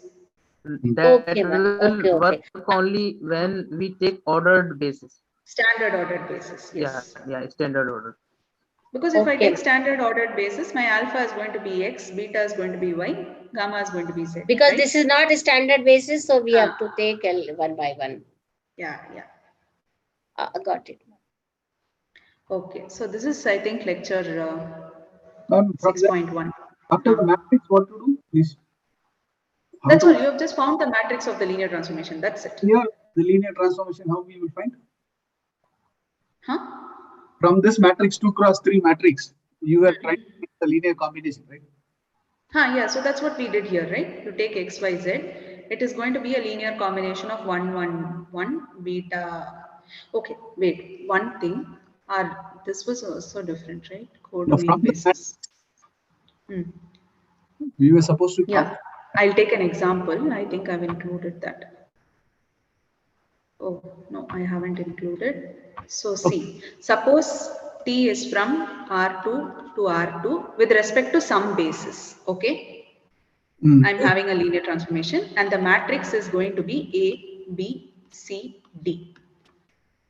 Okay. So take the standard basis. What you are explaining, I didn't get you. What you want to say? I'm explaining how to get the linear transformation from the matrix. Ma'am, can we consider the same previous example 2 cross 3 matrix? I'll first do for standard basis and then get there, because standard basis it's easier to see. Right. Okay. Yeah. So say with respect to 1 0 0 1, the matrix is this. Okay. Okay. So what is actually the matrix representing? T of 1 0 is giving me some value, which in terms of 1 0 and 0 1 I have written down, right? What is the coefficient of this? We don't know. No, you know the matrix. It is A. What is this? T. C, right? Yeah. What is T of 0 1? It is going to give me some value, which is nothing but B of 1 0 and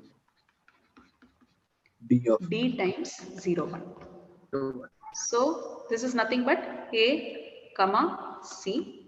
This is B, comma D. Now what is T of x, comma y?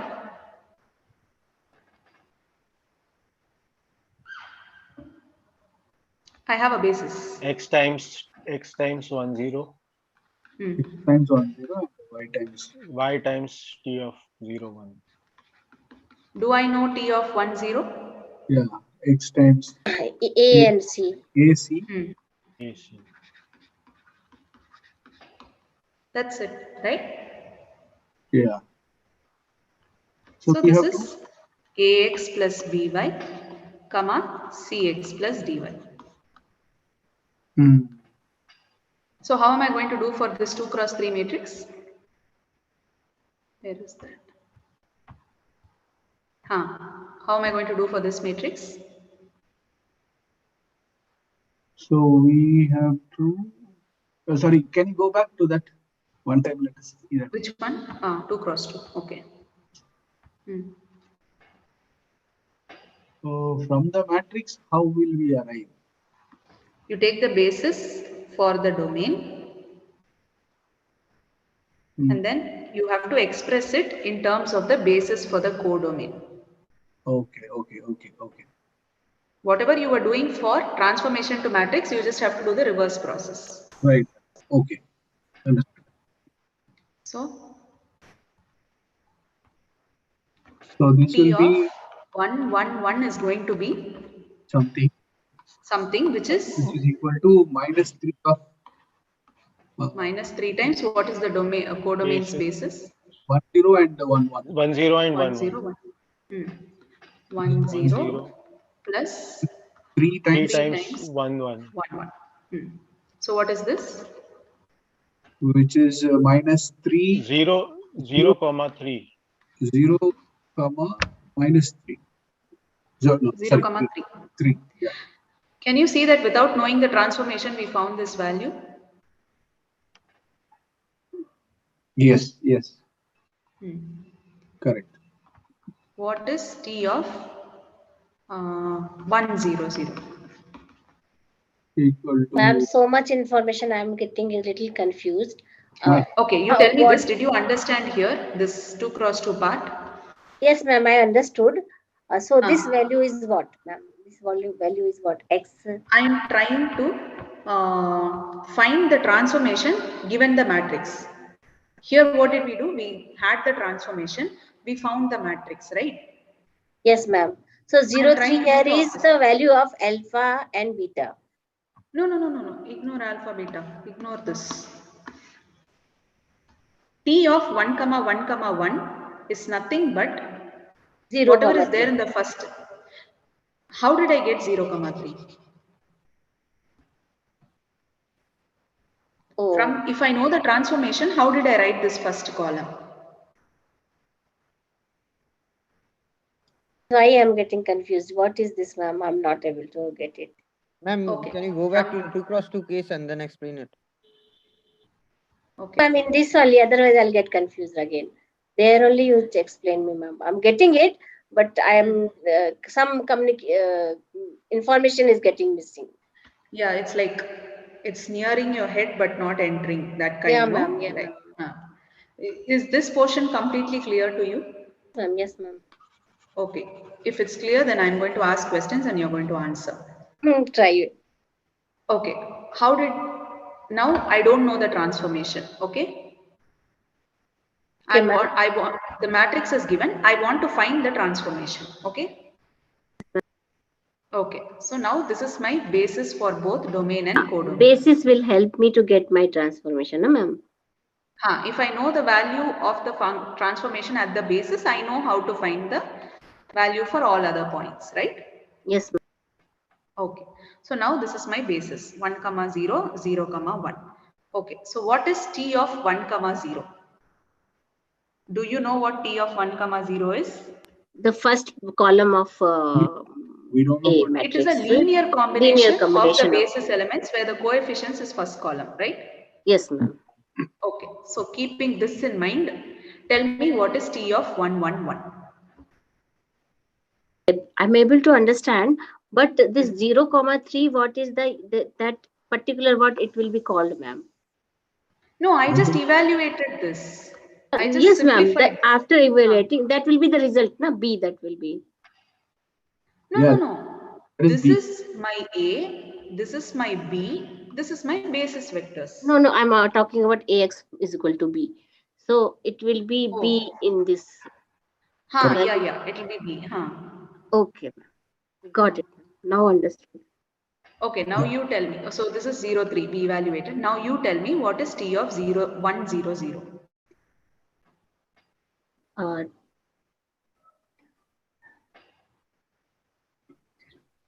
It is the second column. Second basis vector, so corresponding to second column, right? Yes, ma'am. Corresponding to the 1, 0, it will be for -1. -1 times 1, 0. Plus 2 into 1, 1. What is this? When I simplify this, what do I get? 1, 2. Minus 1, minus 1, 2, ma'am. Okay. From the transformation, did we get the same answer? Yes. Yeah. So similarly, what is T of 1, 0? -3 into 1, 0. It is the same. And 3, same, ma'am. 3 into 1, 1. So it will be 0, 3. Yeah. So now, if I want to find out T of x, y, z, do you agree that we should do this? Why? What we should do? X, y, z, express it in terms of the basis elements. Basis of I'm going to get different alpha, different beta, different gamma, right? It's not going to be x, y, z. Oh. Because it's not basis. It's not the standard order basis. Standard of basis. Standard basis. After I find alpha, beta, gamma, I know the transformation, right? Because I know this value, I know this value, I know this value. Oh. Okay, you are expressing the left side function as a linear combination of the basis of the left side. And this is the 6.1 week. I think 6.1 or 2, I'm not sure. No, but you tell me this. To find the linear transformation, I should find T of x, y, z, right? Correct. Yes, ma'am. Yes, ma'am. Okay. So, for that, I need to know x, y, z in terms of the basis elements because I know the value of the function at the basis elements. Agreed? Okay. So, when I simplify this, I'm going to get some alpha, beta, gamma. It's going to be complicated. It means it's not going to be direct. Can we do? Huh? Can we proceed doing? Okay, let's do it then. So x, y, z is equal to alpha times 1, 1, 1 plus beta times 1, 0, 0. 0, 0 plus gamma times 1, 1, 0. So this is nothing but alpha plus beta plus gamma. Should we find the T of here? No, I'm just writing x, y, z in terms of this. Once I know alpha, beta, gamma, I know T. right? Yeah. Okay. T of 111 and 110 is already known. 0, 3, 1, All 2, this is and already 0. known. These three are already known. So if I know alpha, beta, gamma, I am done, right? Okay. Okay. Mm. So this is what? And Alpha. gamma. That's all, right? And Alpha. gamma, na ma'am, last, alpha, yes. So alpha is equal simple. to Z. Alpha Z. Beta is, okay. Alpha plus gamma is Y. So gamma is Y minus Z, right? Alpha. Yes. Yeah. Alpha plus beta plus gamma is X. So beta is X minus alpha minus gamma, right? Okay. Yeah. X minus Z, minus Y minus Z. X minus Y. काय तुला काय झोपायचंय? That's all, right? Mm. Okay. So if I know alpha, beta, gamma, I know the transformation, right? Mm. T of X comma Y comma Z is alpha times T of 111. I'm just applying T on both sides.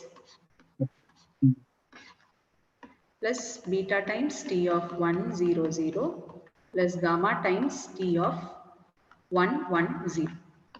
Alpha is Z.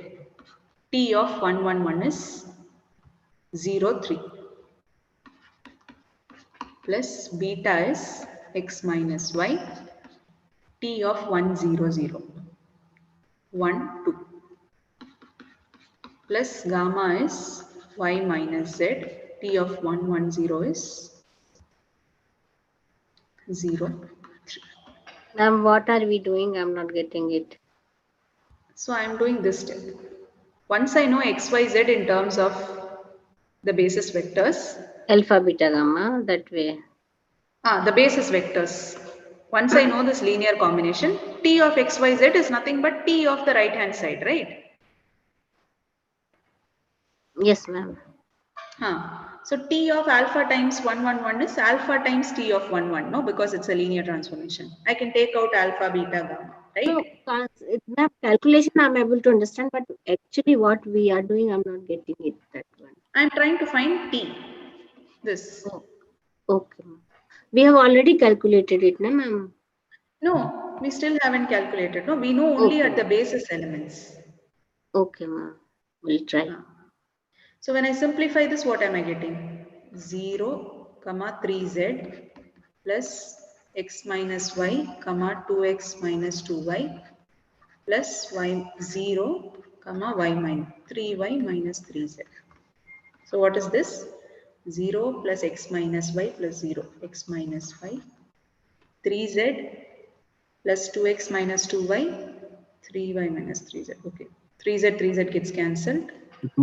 2x minus 2y plus 3y is 2x plus y. Is this the linear transformation that we had at the start? Please no.